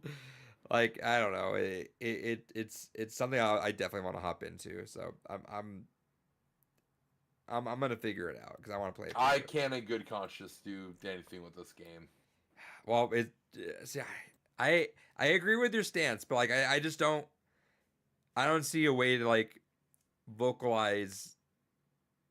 It's sort of like positive reinforcement for me, where it's like, hey, again, praise the good. So it's like, if, for example, if I have a student that literally misses 20 days in a row, and then one day they come in late, I'm like, I'm not gonna like say, I'm not gonna scold them for coming in late, right? I'm not gonna like, that's my equivalence. Like, I'm not gonna say, hey, well, you guys still fucking used AI, so fuck that. I get that though. Like, if a teacher's running through a lesson, I get that. There's a circumstance, but like, I would praise them and be like, hey, you showed up, good. So that's all I would say. Is like, my idea of this is, hey, you guys did something solid that was away from that, great. Here, also it helps that it's cheaper as well, which is cool. But yeah, that's my stance of it. Like, I understand yours and I respect that. My way of always thinking, especially coming on that teacher side, where it's like I positive reinforce stuff. So I'm like, hey, wherever there's a good way to emphasize, hey, do this more. No, and I understand the logic because honestly, I almost want to get that new Prince of Persia game, the Metroidvania one, because I see so much about that game fucking popping off. Yeah, I've heard stuff And about I'm that like, too. fucking A. But see, and that's what I'm saying. So, but right, because I know you fucking hate Ubisoft, and I know especially with the way that they treat some of the stuff. Like 100%, I get that. But in my eyes, is like, how do we cause the shift? It's by voting with their wallet. That's technically voting with your wallet. That is the other side of it, is voting with your wallet and saying, Fair. hey, fuck off with doing this nonsense with this franchise and this bullshit and that bullshit. Prince of Persia, not connected to live services, not any bullshit. It's just a Metroidvania. It's a good ass game. There you go, take my money. Congrats, you guys did that. It's the flip side. Yeah, voting with your wallet's always tied to not buying something. Voting with your wallet's also tied to, hey, purchase this thing out of that. It's same thing with our Yakuza thing, right? It's like, hey, we were not buy that new, but next year, should they say, all right, we fucked up, New Game Plus is out of here, back on the train, right? No, it's not no longer, Fair. no, well, fuck, you guys fucking did. It's like, you know what I'm saying? Like, so, I mean, I respect that the stance on that, but in my eyes, I want this to be even a bigger runaway hit, just to like further That's emphasize. Because now, think about it this way too. Now, companies are going to be heavily, it's kind of what I thought with BattleBit. It's like, can we pump this game up enough for companies to shut the fuck up about us needing the most 12K 320 FPS graphics with this? We just want a fucking fun game. Can this now shut people up with the AI stuff where it's like, hey, the biggest scrutiny this game got was no AI. Can this game that had no AI, even though it's like, I get there's a lot of like there, and I agree with you. I think it's more like parody slash influenced, right, by Pokemon, obviously. But can we get it by with no AI and be this big runaway hit? And also fucking price games at $30? Please. Yes. Take money, be successful, and get companies to stop pricing $70, $80, $90 games and this and bloated budgets. Make smaller games cheaper like this that are fun like that. Cal said, I love the interview with the devs too. I guess most of them had no prior experience and learned on the job. That's fucking weird. That's wild. Hell yeah. Fucking A. So like, and also on the flip side too, hey, Game Freak, get your shit together and make a decent Pokemon game for those fans that are also fucking idiots making death threats. Yeah, you guys literally were able to fucking give us Arceus, which is, I think, what most people collectively have agreed is that's what they want, is the evolution of Pokemon. Yeah, do something like fucking Arceus. Right, like do that, and I can we take like a year fucking, but then we can't, right? But like quality wise, if you guys want the year break from Pokemon, you guys need to stop buying the fucking game. Let them make them feel the burn. Yeah. To wait an extra year, because I promise you, an extra year of Pokemon development would be great. That would be. And honestly, here's the other frustrating thing, and I know they don't make their money from the games; that they make it from the merchandise. But like, you are a multi-billion-dollar company. You could effectively, of all companies, they could have easily done the fucking, and I hate to say it, the Activision model with Call of Duty. Here's 3 studios, everyone takes a turn each year getting their game out, and you effectively have a yearly schedule, but it's 3 years because you have 3 different studios constantly working But on even this that, shit. like, well, granted for Call of Duty, right? Call of Duty was always straining because like that, the games were getting so big and big and big. They had to get like, they had to come out more choppy, and ironically enough, they had to also be smaller, right? Like you're losing a lot of features because the crunch was so incredible. But yeah, like it needs to be changed up. But the thing is, it's not gonna, because they sell incredible each time. Yeah, and Scarlet and Violet, despite the fact releasing the most broken fucking state imaginable, still, again, the highest selling Pokemon now. Also, they tested that with Diamond Pearl remakes. Those weren't Game Freak. Now Game Freak is on a new IP. I mean, that's fair. Diamond and Pearl remake were fucking trash, but I think the formula needs to be shaken up, though. No matter how good that formula was, I think that's something along the lines of Arceus needs to happen. And I don't know. Like Pokemon's always gonna be around. That's fine. But Pokemon fans, and I'm saying that's as someone that's been playing Go. I simmered down a lot, but I'm still playing it here and there. that still buys a lot of their merch. I say this as a fan, like I've had the last like couple Pokemon iterations. I bought them used. Unless I bought them used or at a heavy discount. I forget which. Never did not buy them new, but or did not buy them full price rather. Yeah. I've even touched those things, and I've been kind of in a Pokemon mood too. I'm like, I can kind of get into that, but I just every time I get to the point where I'm like, I just nothing about it excites me right out the gate, and I kind of get like a little part of me is like, yeah, but those are really fun, but then like I just know it's just like it's just it's like you get excited for the feeling of it, and then you put yourself in the shoes of it, and you're like, oh, this is the same shit. Okay. Well, that's kind of it, because like I still keep getting the issue. One of these days, I do want like Leah to go through a Pokemon game because she's only played Go, and she's never played like proper Pokemon, and so I'm like I kind of want her to have that experience at some point. You should do the transition with Let's Go. I want her to play like a proper Pokemon But that's a game, good not transition Let's point from like Go. Go into Let's Go into a proper one. I think is the move there. The same mechanics as Go, so it's not anything unfamiliar. You get through a solid region, and then you can go play one of those. Nah, I'd throw her in the deep end. That's what I do. Cal said, I keep hoping new Pokemon will hit the same as Crystal Emerald did the first time playing. They never do. Yeah, and you know what though? It's because like I just don't think. I think those games are so good. Don't get me wrong, what I'm gonna say, but I also think a little bit of roasting the glasses with those, where it's like those were good for the time. Now we need to elevate. Yeah, it's one of those things that like Gen 3 just honestly from a nostalgic standpoint is my favorite generation. Um, but I think that inarguably Gen 5's the best. Like if you're looking at like how the series has evolved, Gen 5 was like the biggest evolution point. Gen 4 did give us something important in terms of the type split, and where instead of whether a move was physical or special being tied to the Pokemon type, it actually gave us the proper physical special split in terms of just all moves could be potentially physical or special. But Gen 5 was meant to be basically a soft reboot of the series, and because of that, it felt like the freshest Pokemon game. Sure. And while I don't have a lot of experience with Gen 5, I played through Black 2, but I didn't play through the original Black or White games. Hey, you go do that. One day, eventually. Yeah, shouts to no availability though. Hell yeah. Hard. I mean, I don't care. Honestly, I would never. I'm at a point where if I'm playing older Pokemon games, I'm never playing vanilla, anyways. Playing Pokemon ROM hacks is kind of especially where I've been lately. Radical Red is phenomenal.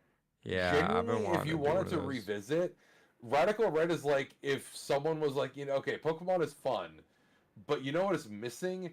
It's missing the masochism of Megami Tensei, and then you just go ahead and you throw in that level of just Megami Tensei energy into Pokemon, and it's like, all right, every single battle with a gym leader or any other like named trainer, get used to fucking switching up your entire fucking team and like spending time strategizing and planning around it. So go ahead. Yeah, go actually. I was gonna say, and also, oh, you want customized ways of playing your game? You want like, okay, do you want like just a baby vanilla experience? Do you want an experience where it's like every enemy you come across is like maxed out stats? Do you want to go pure fucking hardcore Pokemon Nuzlocke and like all the routes are randomized and we physically limit what you can level your Pokemon up to, and we hard make it so that way you're trying to have like the most extreme experience possible? We'll do it. It's such a great fucking way to play those games because go ahead. Right, it's something new. I will say that I saw that critique on Power World, or not critique on Power, but critique on Pokemon that Power World fixed, and I agree with this wholeheartedly. Is for all these new Pokemon that always get introduced, you get Pokemon that you just like think look cool, but they don't fit the party that you're trying to go for, or they don't fit like because Pokemon doesn't really encourage you to like swap out. Right? You mentioned that's why it reminded me when you said swap out. Like Pokemon is not. does not encourage you to swap out. It almost like No, makes you, just storyline, absolutely not. yeah, like it makes you like, hey, which one's your favorite? Cool, stick with those forever. Cool, done. And then by the time you catch new ones, you're kind of attached to them, so it's like you don't really care. Apparently, Power World's also a little different, where it's like it encourages you to have more into recapturing them, and it shows them out and about, so you can like walk around and see the Pokemon that you caught. Like, okay, I caught that one doing this. I caught that one. Like because otherwise they're just fucking little pictures in the storage that just Here's the never. thing. Here's where I do create the counter argument, though. Pokemon has a massive competitive community. Pokemon, while it doesn't get talked about in the same breath from like the hardcore base as like League of Legends players or fighting games players, Pokemon still has one of the most mass marketed esports events since all the way back to the 2010s. No, I mean that's fine. And I'm so just that's kind of where it's like, yes, if you're talking about just the pure casual going through the main storyline experience, sure. But I do hate when people bring up that argument because that's disingenuous to the entire point that, like, Pokemon, as much as it is the casual story, has an insanely absurd, complex meta for competitive. sure, and And that we wouldn't take the same. We wouldn't talk about like a fighting game story mode and be like, "Oh, it's too fucking easy, bro," and then move on with our days. When we know that no, the fighting game experience is going online and playing with people or going to tournaments, but we're so ready to dismiss Pokemon when like literally that's also part of it. no, that's fine. I'm just saying that for the tagline, gotta catch them all. That means nothing. You catch them all and cool. You caught that new Pokemon. Congrats! It's in the PC forever. Versus like at least power. There needs to be. I'm not even saying anything about that. I'm saying that there needs to be integration for you to see everything you've done in the fucking game. Like, hey, you caught all these Pokemon. Seeing them out and about walking around, or seeing them like hanging out over here, singing That's them. fair from that perspective. That's what I'm okay. saying. Because like when Power World turns into Factorio, you see, I don't know what the fuck any of their names are, but you see like 5 of them building you a house for you. You see 6 of them like roasting by the fire for you.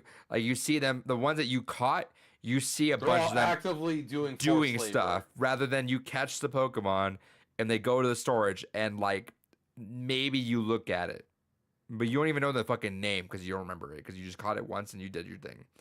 Yeah. Right? Like there's that's what I'm saying. Yeah, competitive is cool. And competitive is also so grassroots defined that it's so like not even touched or advertised by Game Freak. No, that- it is. Well, no, there's 2 separate competitive communities. There's Smogon, which is the community-led one, but then there's actual Pokemon Worlds, which has been going on for like 20 years. Yeah, but again, for the multi-billion-dollar franchise it is not advertised the way it should be. I'd argue we are not what is advertised. It doesn't matter. Like it's not advertised. Like if you were talking a Pokemon competitive thing, they should be putting fucking there should be like a bigger push. How is it that like Overwatch, like I get the league died, right? But like Overwatch had that push to make it like mainstream. You're talking like how do you get a Pokemon game to be pushed? You have the fan base willing to put the time and energy into it. Give them the resources and can I go into Pokemon on Switch and watch like a live video of the finals? I think they did do that for Scarlet Violet. I can watch the videos like on the main screen. I think when the championships were live, they did do that. Okay, well, if they do that more, then please, because I want them to use their money to amplify their own audience to make this shit pop Because up. here's the thing, I had to pull this up, so I don't know the total registered entrants, just because of the fact that I don't think they, for some reason, give the total entrants because it's a global event. But the finals for 2023 for Pokemon World Championships was 256 competitors from 33 countries, and that's basically the finalists from every region. And how many views does it have? I just struggled to find what the fucking total players were.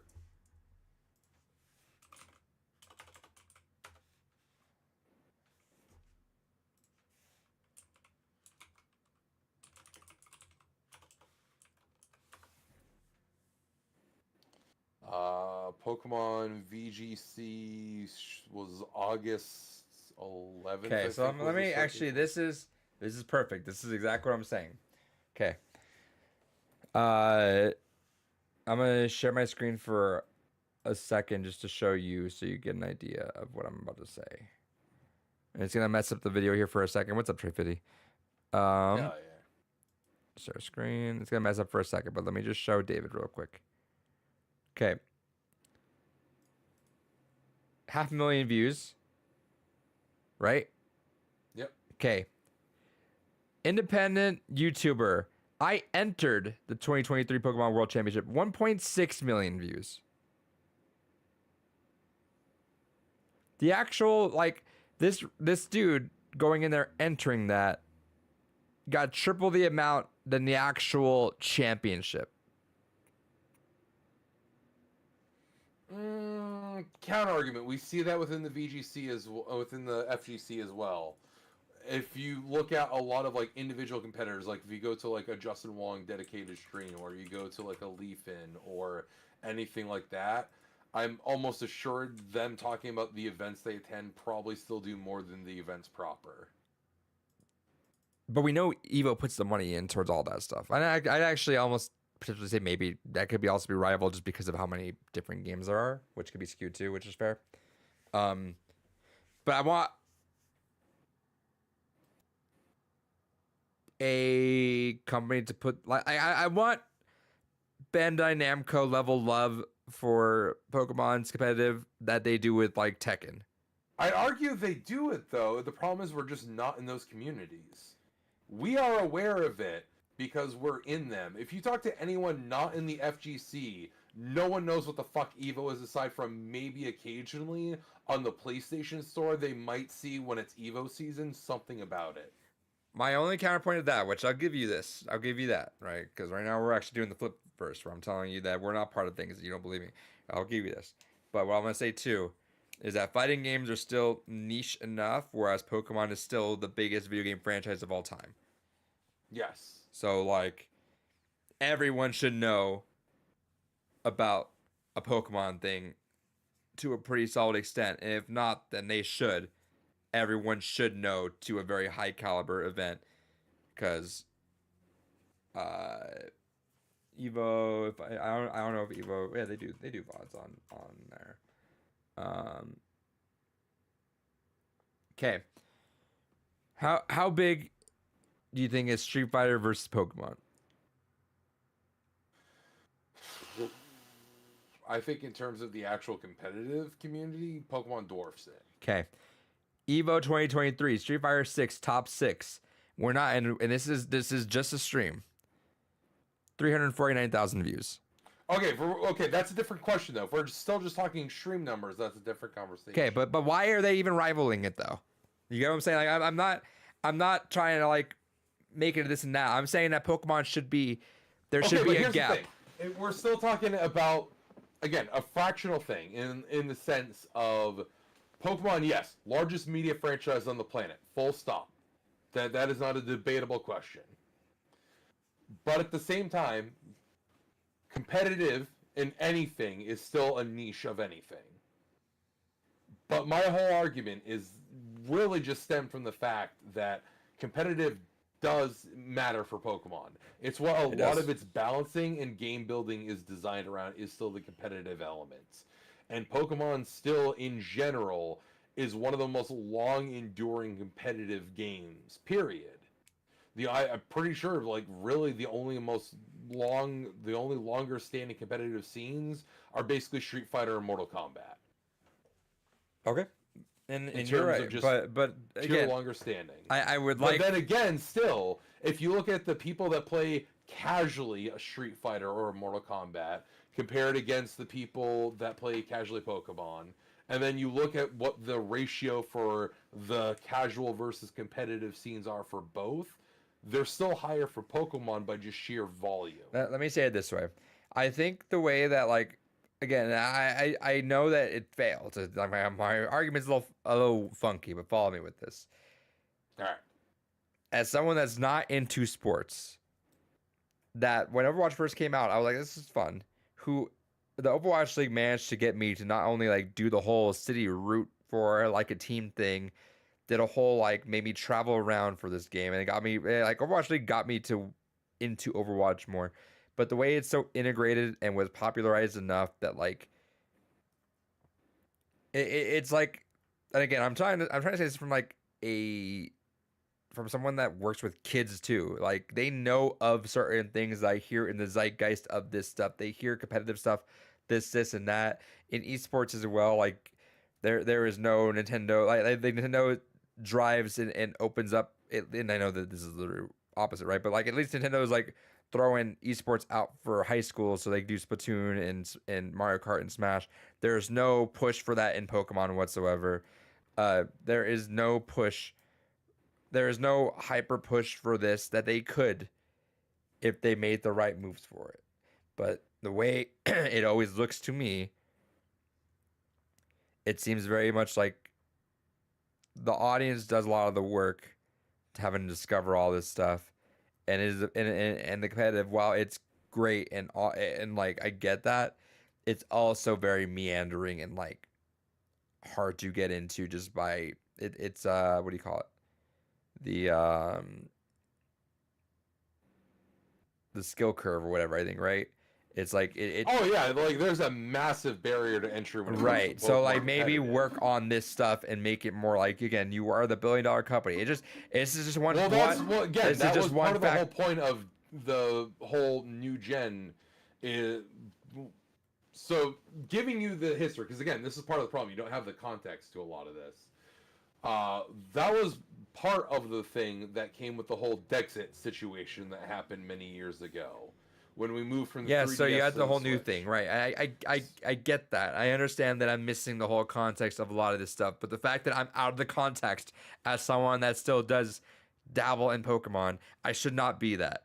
Like But you have no reason to be, because also in Pokemon Directs they talk about that. So if you do anything that is following which are Pokemon not very information, appealing. There's a reason why they and get then negatively even in the impact. They get Nintendo negative reactions, Directs that heavily have a focus on Pokemon, which they still have talk negative about that. reactions. They're always boring to. Why are they boring to But people? the point is, the information's there. You Why don't is it pay boring? attention to it.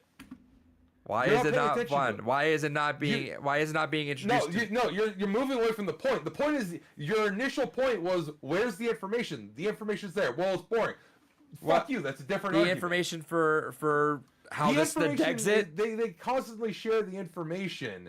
It is the most successful media. I hate that I'm defending Pokemon, which is the wildest It doesn't thing. make sense to me either, because you're defending the fact that it's still below a level for me to like. So I gotta watch these videos, and they'll tell if I Again, want. you're If not I go in back, any. if I you're go not back, in so any of the demographic, you if- have the most.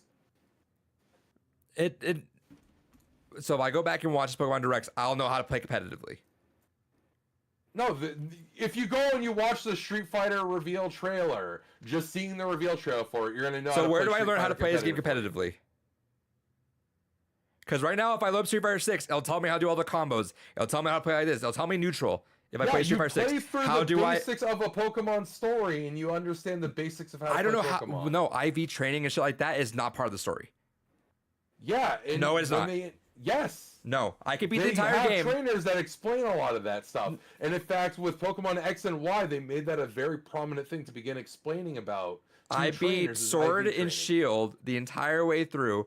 I still don't understand what the fuck IV training is, even though I went through all that. Because you could beat through the game and not have a fucking ounce of idea of what that is. If I play through other games of competitive stuff, now like if I play through stuff like Valorant, stuff like Street Fighter, People stuff like played- this for Do you game. not remember Street Fighter 6 when that launched, and for the first 3 months, no one fucking understood Drive Rush canceling? But there's a tutorial in the game that you can go through that'll because it's like you will play that. That is a main People feature still of the didn't game. know it. People still didn't understand it. It wasn't even utilized competitively that heavily for 4 months. Yeah, for a brand new feature in that game, for an IV training for a thing in a franchise that's been there since how long? How long has IV training been in Pokemon? Is it Gen Basically 3? day one. Yeah, so even then, like again, it's something. But again, other games have explained it. Other games have gone ahead and put the information in there. Then why do I not know? If I beat the Because games, you don't pay attention but to I it. beat the Like, games. I don't know what to I tell don't you. understand. I beat the games and I go through this. Because I don't know how many words to tell you is because you don't pay attention. Okay, and I can go online and I can still play people in Pokemon and still do that. If I go in Street Fighter and not use Drive Rush, I'm gonna get that slapped in my face.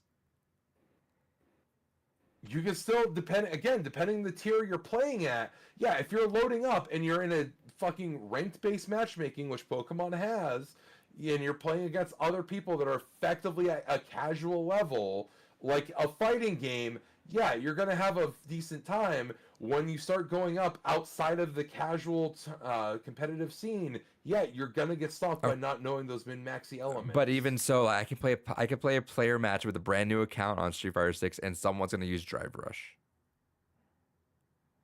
You could play on a brand new account, and someone else could be playing on a brand new account, and they could have that knowledge. Like, I don't. Yeah, but I'm saying, like, it's not a mandatory thing, so it doesn't make sense to me. It's the whole competitive revolves around something that does not fucking matter in the actual, like, franchise part of it. Like, Drive Rush can also not matter depending on the character that you main.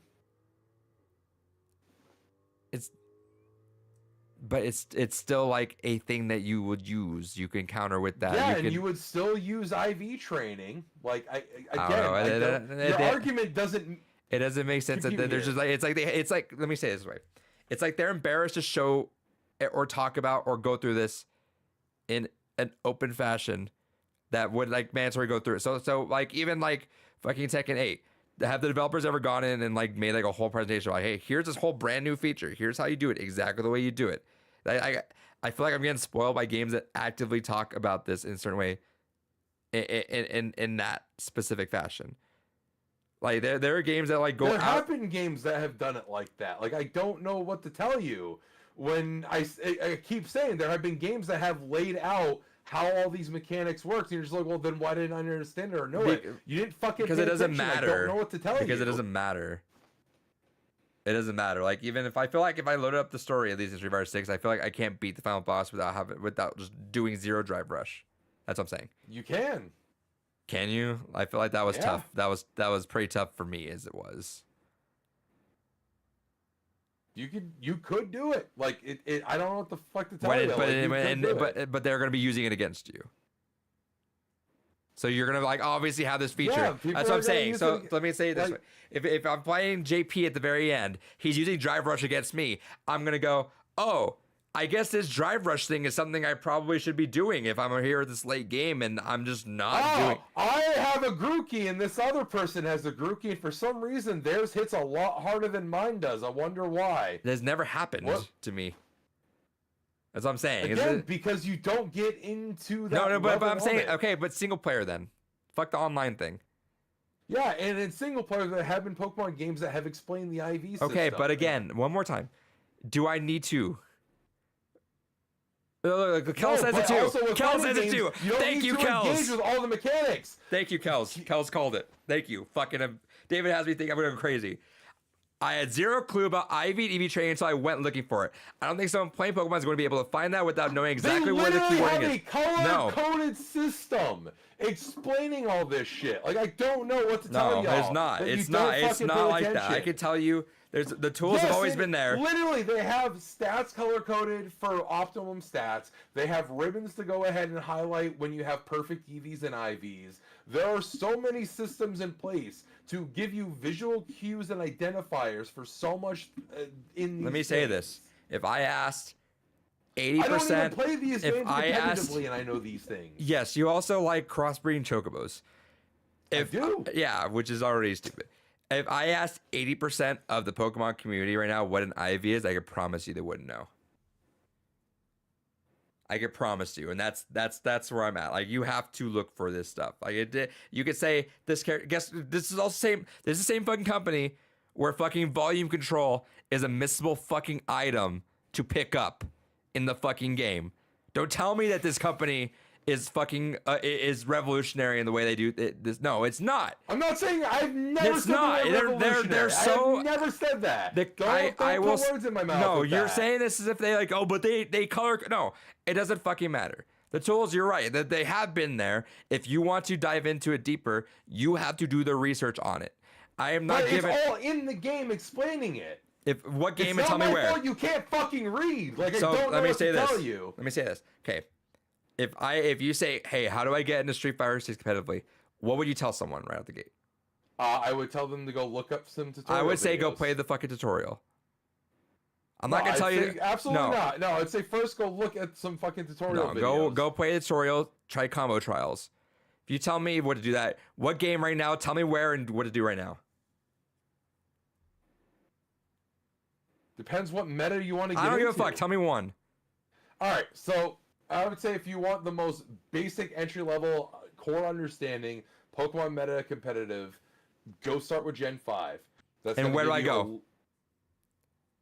Pick up a Gen 5 game. Gen 5, and they're gonna tell me where to do it exactly on the path without me having to beat off the path or go somewhere and talk to you someone play else. through the story. That's what gives you the basics of understanding competitive. But That then is the whole point of Pokemon's story. Is it gives you the handholdy at learning of how a lot of the competitive functions. I don't know. We're going around because I disagree. I'm sorry. I'm glad. Thank you, Kels, because you're about to make me go crazy.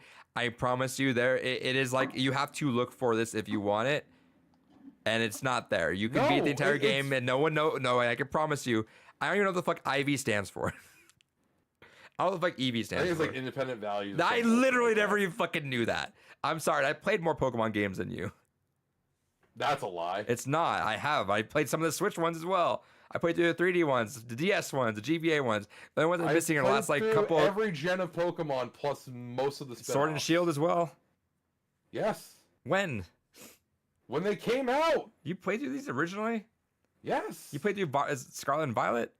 That's the only one of Pokemon I haven't really played. Then I don't know, dude. I think I you. played through all the mainline entries. That's weird. I played through Pokemon Rangers. I played through Pokemon Conquest. I played through the I- fucking Mystery Dungeon games. I'll hold my L with that. I stand by whatever. That I don't even know. I didn't even know what the fuck IV stands for, and I beat all these fucking games. Doesn't fucking matter. That's the thing. These things do not. Yeah. Cal says, playing it as a dumb child, I see numbers going and moving. I know I could manipulate it. Now, as a genius adult, I use Google. I just don't think it's accessible in terms of that. I think the competitive scene is fantastic. It's going on. I think it's abysmal for accessibility if you're trying to figure out stuff, unless there's a solid Pokemon YouTuber there to explain shit to you. I think the only thing that makes it inaccessible is just because of the massive legacy of Pokemon in terms of how many Pokemon to keep track of for type matchups, for move pools, etc.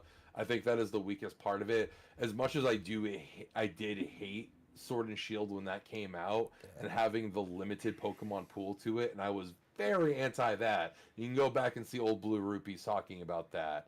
I really fucking hated that. That was, for the competitive scene, probably one of the best things to happen because it forced a brand new, fresh experience in the meta. Instead of being an entire legacy of Pokemon to keep track of, it was just, here's this one Pokedex, here's just this one region, this is all you get, fucking make something happen with this. But as they've been building and adding everything back in, I think there's only like maybe 40 or 50 Pokemon not back in, and maybe 20 moves that are still missing. It's just caused everything to re-go into a massive bloated state. All right, Kels has an example. What is an Everstone used for? They explain that in the. I literally never even knew what he just first said. given a Pokemon with an Everstone, they explain that when they hold on to it. Also, there's an info button. There is an info button. What is an Everstone that you used can for? use All I on ever knew items. was it just didn't let the Pokemon evolve.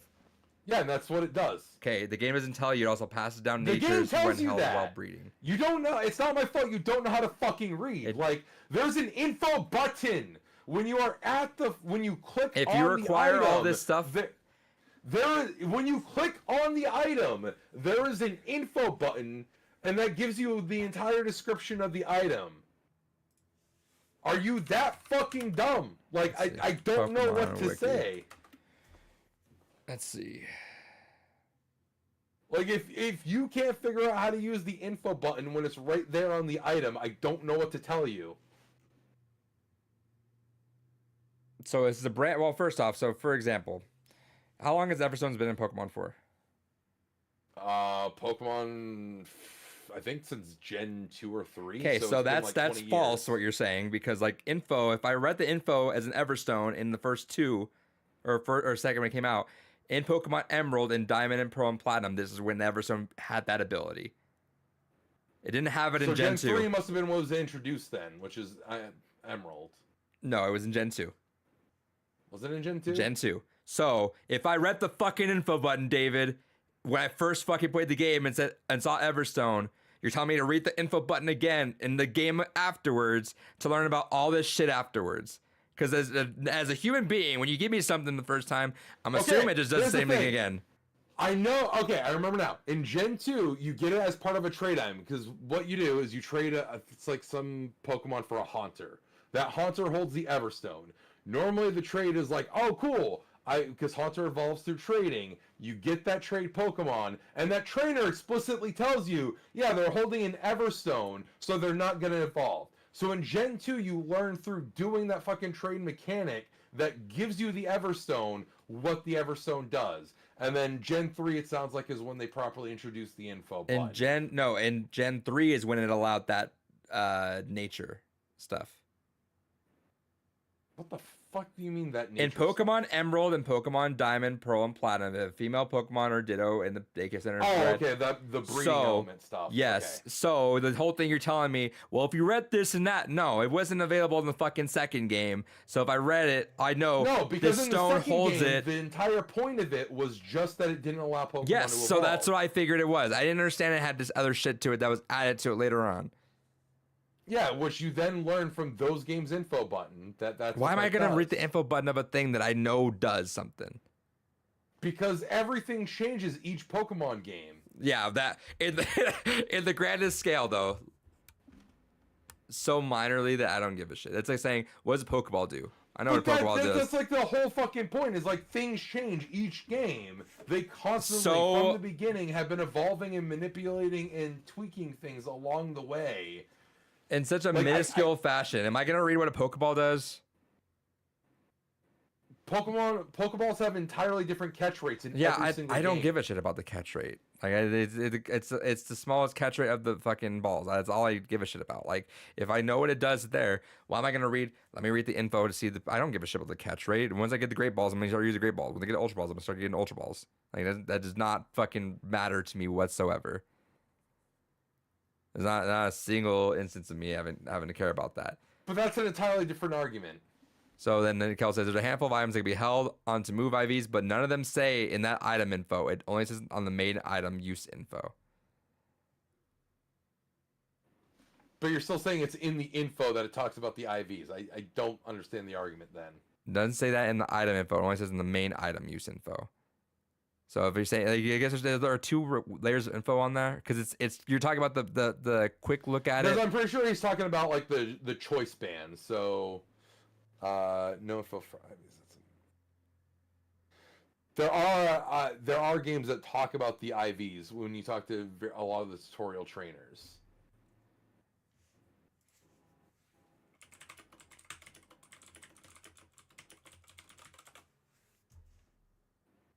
Like X and Y, I'll admit, was the first one that made it the most blatant, but other games have talked about it. Cal says the in-game stuff does not say the extra stuff. And this tracks with Niantic too. Niantic also has a fucking issue with sharing their Pokemon stuff. Like player guides on Reddit are the way that you fucking learn about all this shit when it comes to Lucky Trade stuff, because it's not explained in the fucking app. It's not. There's a history of that as well, where it's like player guides are the way you drive those, which makes it feel more grassroots, but they're not given to you explicitly. Like it is like on the backs of the community to feed it to the player in a better way the game ever does. Which if it's not skipped through or missed or a fucking missable item like the fucking volume adjust. Like I disagree with all David said, but like I don't understand how you can, because yes, if you go far back enough to when the series was beginning, some things are left out. The game has evolved much in the same way that modern Street Fighter has actual frame data in the tutorials, much in the same way that modern Tekken. Actually, no, I don't think there's still frame data in Tekken. I think Harada still didn't want that. But Injustice has frame data. Mortal Kombat 1 has frame data, etc. They See, have included since X and Y at the very least. That one I know definitively off the top of my head has information talking about that, and that's Gen 6. let me say it this way. Also here, this fucking this shit. This is the shit right here. Screen share. This fucking weird ass fucking math shit. I know you ain't gonna tell me I see this shit in game. No, you don't see that shit for most part in game. No, and not most part. I don't. Also, a lot of what you're looking at only applies to Gen 1 I know, and 2. but I'm telling you, like I don't see a lot of this stuff in this game. Do I see? Let's see, Gen 3 onward. Do I see this in game? Yeah, because you will, again, the game does go ahead and explain with later entries the whole point of the IV system and the EV system. So I see 2 times base plus IV over EV no, divided by 4 see the times. end result. Okay, but I obviously I can promise you also competitive people are looking at this shit too. That's true of any competitive Right. scene. So Like, again, Kel says metal co is another example. The item detail says increased power of steel moves. Doesn't say this evolves Scyther, Onyx, etc. The newer games except it say does, because when you talk to the trainer in fucking the first game that introduces the metal coat that trades you over the Onyx holding the steel coat, they explain, by the way, they're gonna evolve when this trades over. Then that's an example of learning through the gameplay itself, and then later entries do give you that information directly. the newer games say it's loved by certain Pokemon. A lot of Pokemon There are super are- cryptic. I agree with Look, that. I agree Pokemon is with that. incredibly Chaos has- cryptic. no, here's the thing. There are definitely some Pokemon that have the most absurd fucking cryptic evolution bullshit.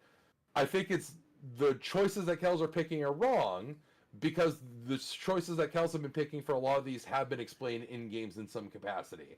There are some Pokemon, like I think it's Yamask in Sword and Shield, that has one of the dumbest evolution. Yeah, Yamask is one of them, because in Sword and Shield, you have to level them up while they're under like a 4th HP, and while you're under a specific rock formation.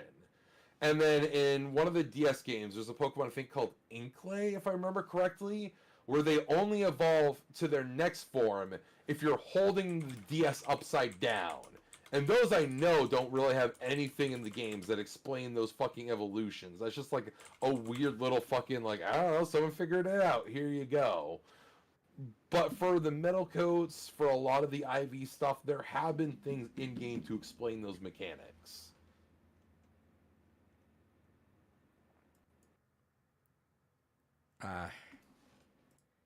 The second I'm using a fucking Pokemon AV calculator somewhere else is the second I Minecraft.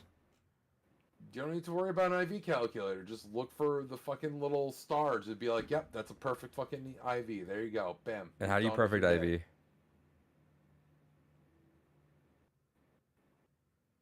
How do I perfect IV? When you breed a Pokemon, if it's got perfect IV, you'll have a little star there. Be like, bam, there you go. Okay, that's and how the do good you one. achieve that? You just keep Fucking breeding breed random Pokemon. Pokemon, Breed Pokemon. and there's a way to do that a more efficient way. Yes. Yeah, if you want to go the min-max route, again, how do I optimize this fucking combo? Spend time in the lab. In the Eventually, someone combo is gonna give trials, you too. Yeah, but that's not. Those are never the optimum way.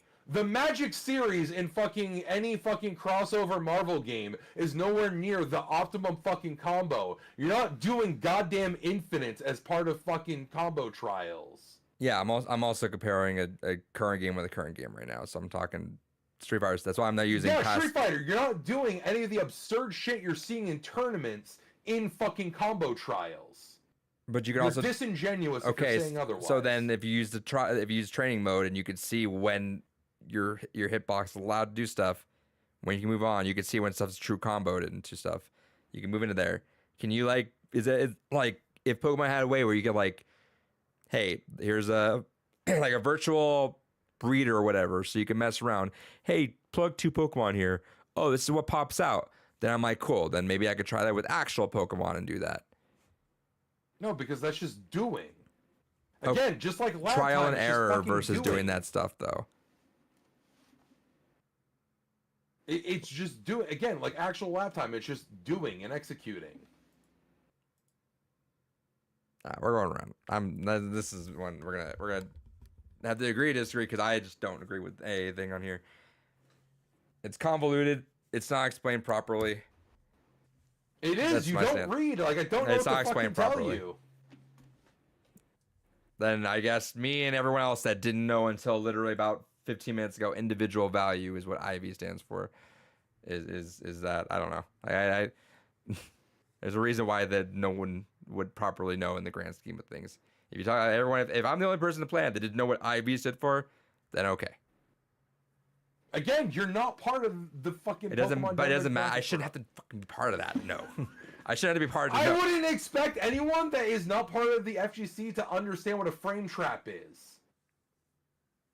I mean, it says it a lot. I think you learn what that is. It's like there is nothing ever in any fighting game, aside from like the most recent of tutorial bases in fighting games, that outright says frame trap. okay, but again, we're talking like for something that's been this fucking franchise since Gen 2.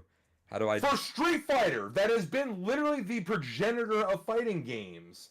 Nowhere until basically Street Fighter 6 has the term frame trap ever been in any fucking tutorial or explanation. I still think it's trash. It's literally the same fucking thing. Like I don't know what to tell you. I think there's a reason why that one's praised for its accessibility and accessibility into competitive and how it does with its training, and there's another reason why one is so convoluted that it's. I've never said that Pokemon is not accessible. Like I've outright said Pokemon, because of all the type matching, because I don't even. of all the I think legacy beyond that, I don't give a shit. Even Sword and Shield out the gate with this fucking Dexit, I think it's still trash to get into. I'm glad it's. I outright said that. The points that you're specifically arguing, though, my whole I think point it's has trash to been get into they're because you have to not know all that this different stuff. than fighting games. Yeah, I disagree. Because you understand fighting games. I barely understand fighting. I can know the most basics of stuff, but I've known that through just playing that.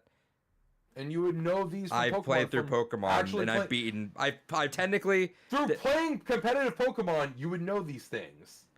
Okay, but why? You're superseding a lot of my shit. That's the thing. Is the like, point is, the you whole have original point. Experience with fighting The whole games. original point. The whole original point was that Pokemon, as the most fucking, as making it this huge thing, makes their competitive thing not in your face enough to know shit like this. Again, you're saying like, but you should know this. But you should know this. I don't know this. There's a reason why I could beat the entire games. I can beat Gens 1, 2, 3, wherever we're at. I can beat all these things without knowing this. That's egregious and stupid. I can beat all that stuff without knowing this, which is the hallmark of your competitive scene, which means that you've not properly integrated it in a way that everyone should know about this in a grand scheme of things. And I think I'm gonna. And then I think that's dumb because the same comparison applies to fighting games. You can get through an arcade mode or a story mode in a fighting game without knowing every single element of the fighting game.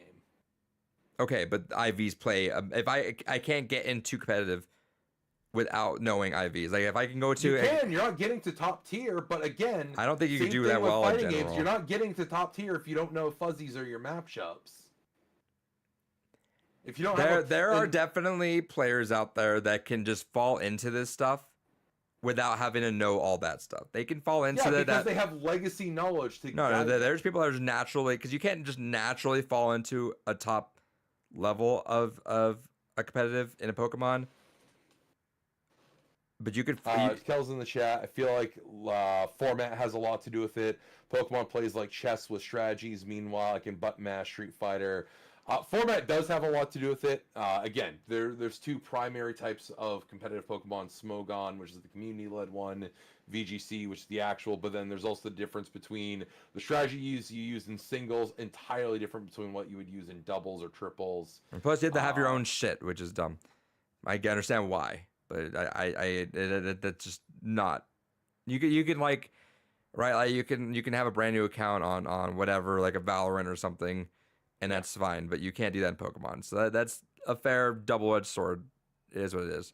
But I'm saying is that in a fighting game, people have been magically fallen into. Oh, if you and me play this game, I will learn how to beat you.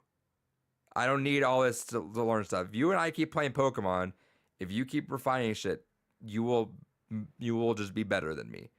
Unless I have magic, the most dumb luck, which it is. That's true of any game, though. If you keep refining shit, you're gonna be. You're but that much more refining. I skilled. mean refining as in like you were having to train your IV. There's nothing stopping me from you from playing, to me beating you, just by sheer just learning through gameplay, literal Yeah, gameplay. because then there's also again type matchups, stat elements, making stall strategies versus making aggro strategies.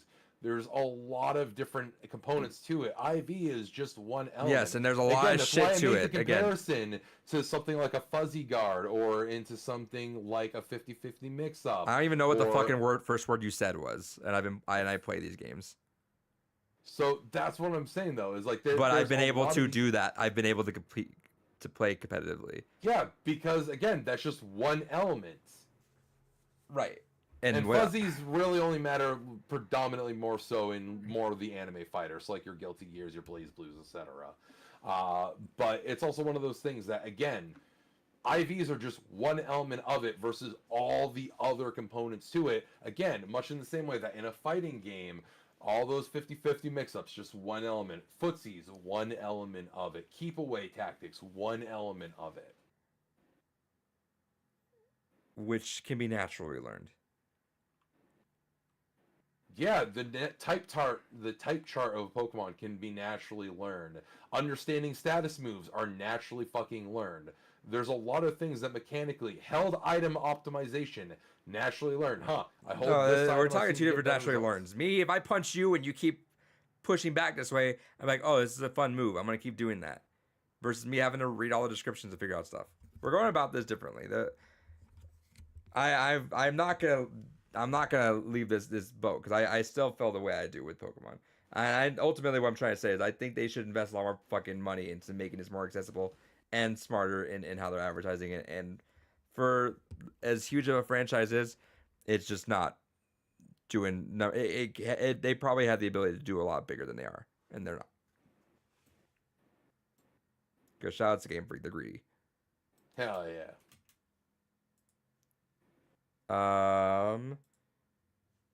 yeah. Riot Games closed. Well, they didn't close. They just They're got rid done. of They're 500 dead. plus employees. No, they're done. Valorant and League of Legends dead.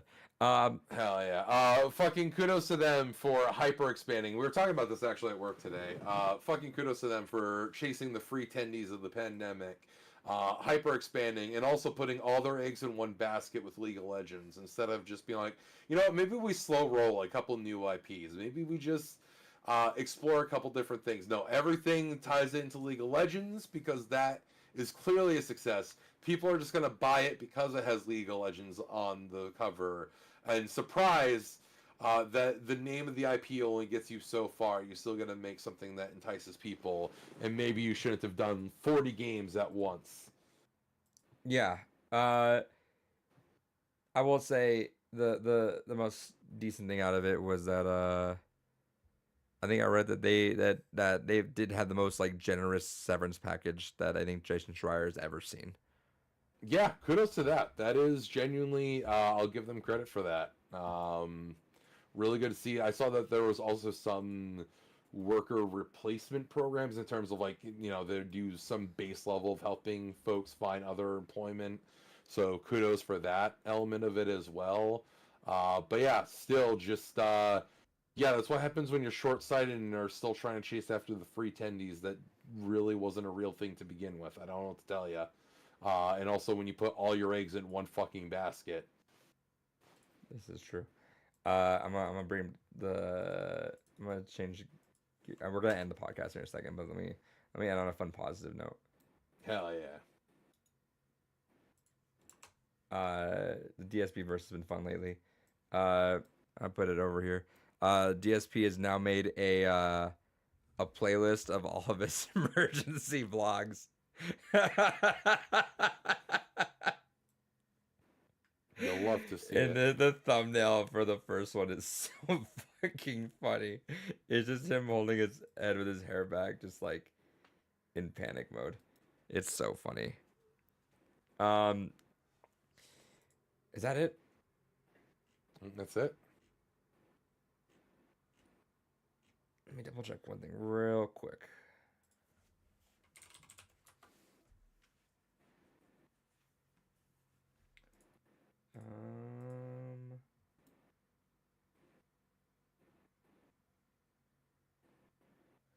All right, there you go. Shoutouts to I'm looking up just real quick on Reddit's top of games. Larian Studios responded to Ubisoft's subscription update saying, quote, "Whatever the future of games looks like, content will always be king." It's a fair Good quote. shit. I wish I could enjoy Baldur's Gate 3. I wish you could too.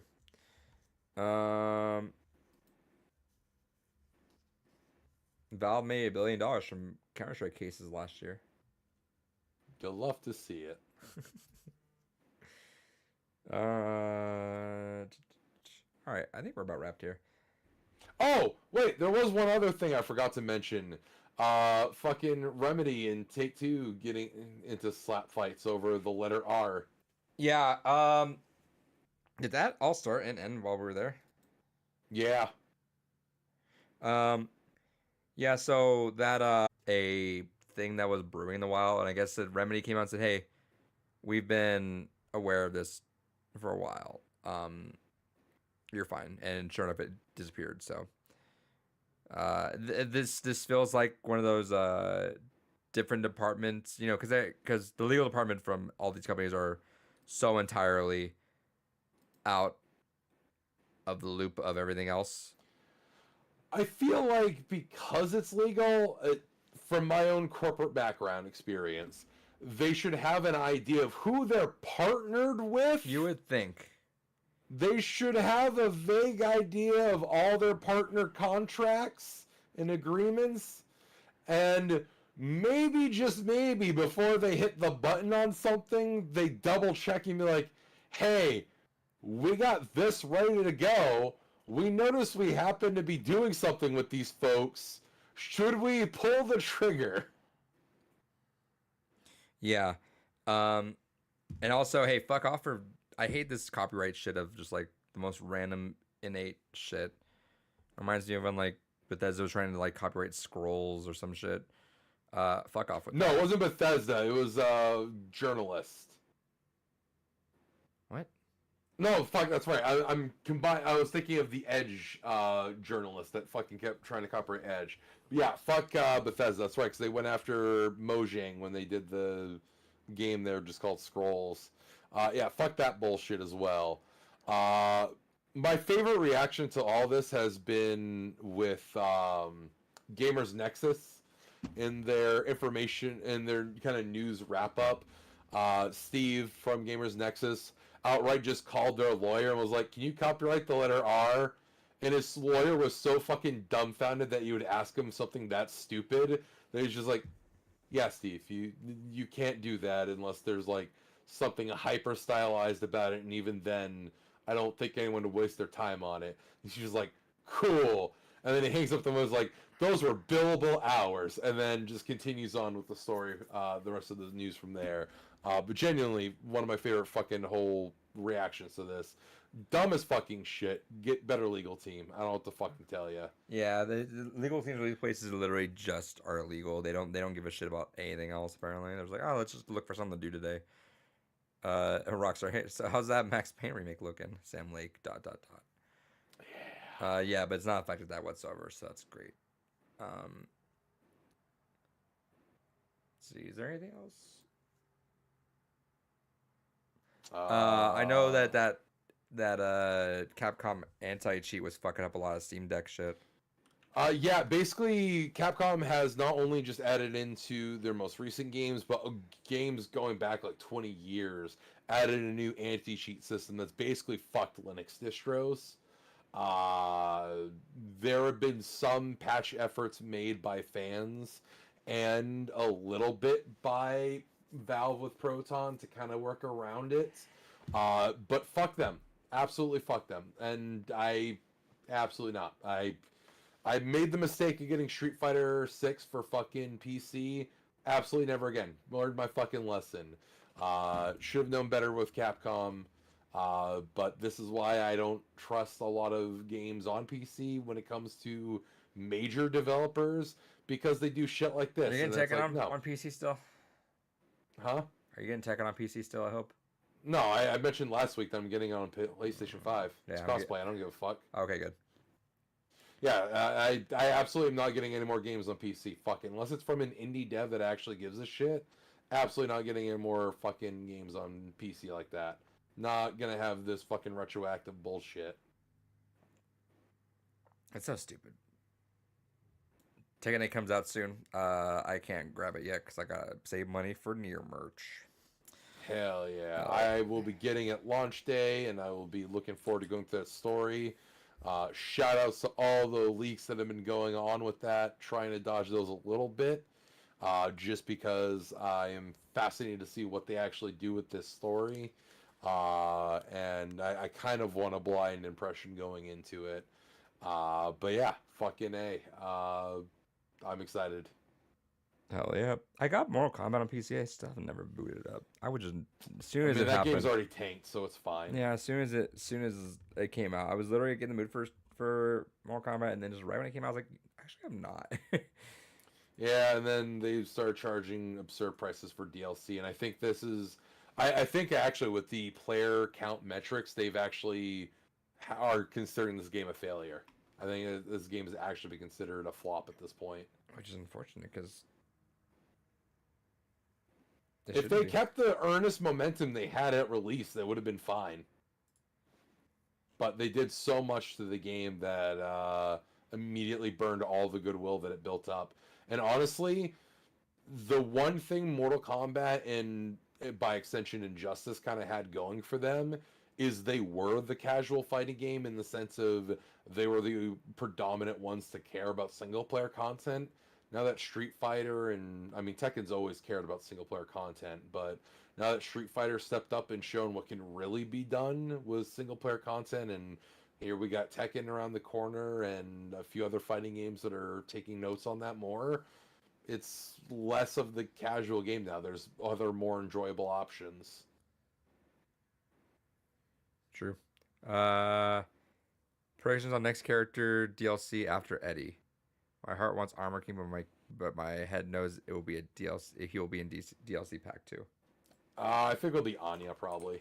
I didn't even know. I didn't even know Eddie was a. Yeah, he was the first revealed DLC character. Oh hell yeah!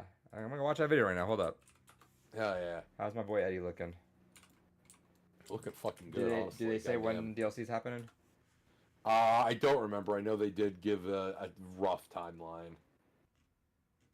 All right, hold on. Live reaction to my boy. Hell yeah! What are your impressions of him so far? I mean, I'm not an Eddie main, but looks like fucking Eddie. That's and all. Honestly, best looking Eddie he's ever fucking been. Goddamn. Sold already. Let's see. He'll be in before Evo. Oh fuck yeah! Spring. Let's go. Yeah, I predict that Anna Williams will probably be like the next one where she's not part of the main roster again. I don't know why they love saving her. I wish I saw this on my own right away because seeing that move, seeing him move the way he did right away. Yeah. Yo.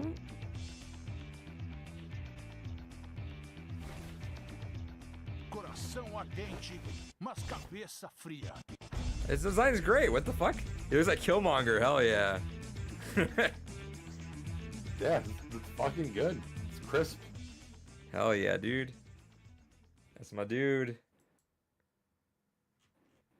Feels good. Feels good. I think there's murmurs that also Roger Jr. might be in DLC. I'd fucking lose it if that was fucking true, but I could not imagine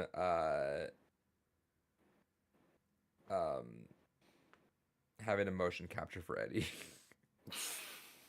Fucking hell. The year was 20. Oops, I autoplay. All right, that's the podcast. Hell Stay tuned next week. I'll give you guys lowdown on everything that happened at this Nier concert. Giving more content, more Nier stuff. Hell yeah. Stay tuned for next week. We will be doing a recorded episode. This won't be a live one, but we will have the games gone by. Maybe we're gonna wait on for- Neo. Yes. So it's spoilers. I just said it. We're gonna try to get Neo GameSpark on. He's playing through it right now. If he's ready, he's ready. We're gonna try to get all Kel's Neo, me and David. Hell yeah. Also, real quick shout out to the Octopus Arcade Stick. They have almost earned all of their backer rewards for that stick, which the last one that matters is N64 and GameCube support. So let's fucking go. They almost are there. when does it end? The end of the month is when you have to get one. We'll see. I'm gonna try to grab one, but But as of right now, it supports every single PlayStation console from 1 to 5, supports the Switch, PC, Dreamcast, and has built-in VMUs for the Dreamcast. It supports Saturn, Xbox 360, Xbox Original, Neo Geo, NES, SNES, and in just another couple bits of funding, will support the PC Engine / TurboGrafx. And then the last like major console compatibility is the N64 and GameCube. that's fair. Kel said I've been tempted to grab a cop an octopus, but I can't justify it after buying a junk food micro. That's fair. I made I did that thing at work where I'm like I just accepted responsibility that I'm getting paid for, luckily. Hell yeah. But I just killed my mornings. I offered to do something for the rest of the year, school year, every morning, and I get paid for it. But I'm like, I almost instant regretted it, but I also didn't, just because I'm like, yeah, I need the money because I need to start grinding out some of the stuff. But we'll see. Anyway, on that note, Kels, see you next week. Let's all one night. Hell yeah. Well, yeah, we'll talk next week about Nier stuff, and then Games Gone By is approaching quickly. Everyone, y'all have a good night. Goodbye. See you stream.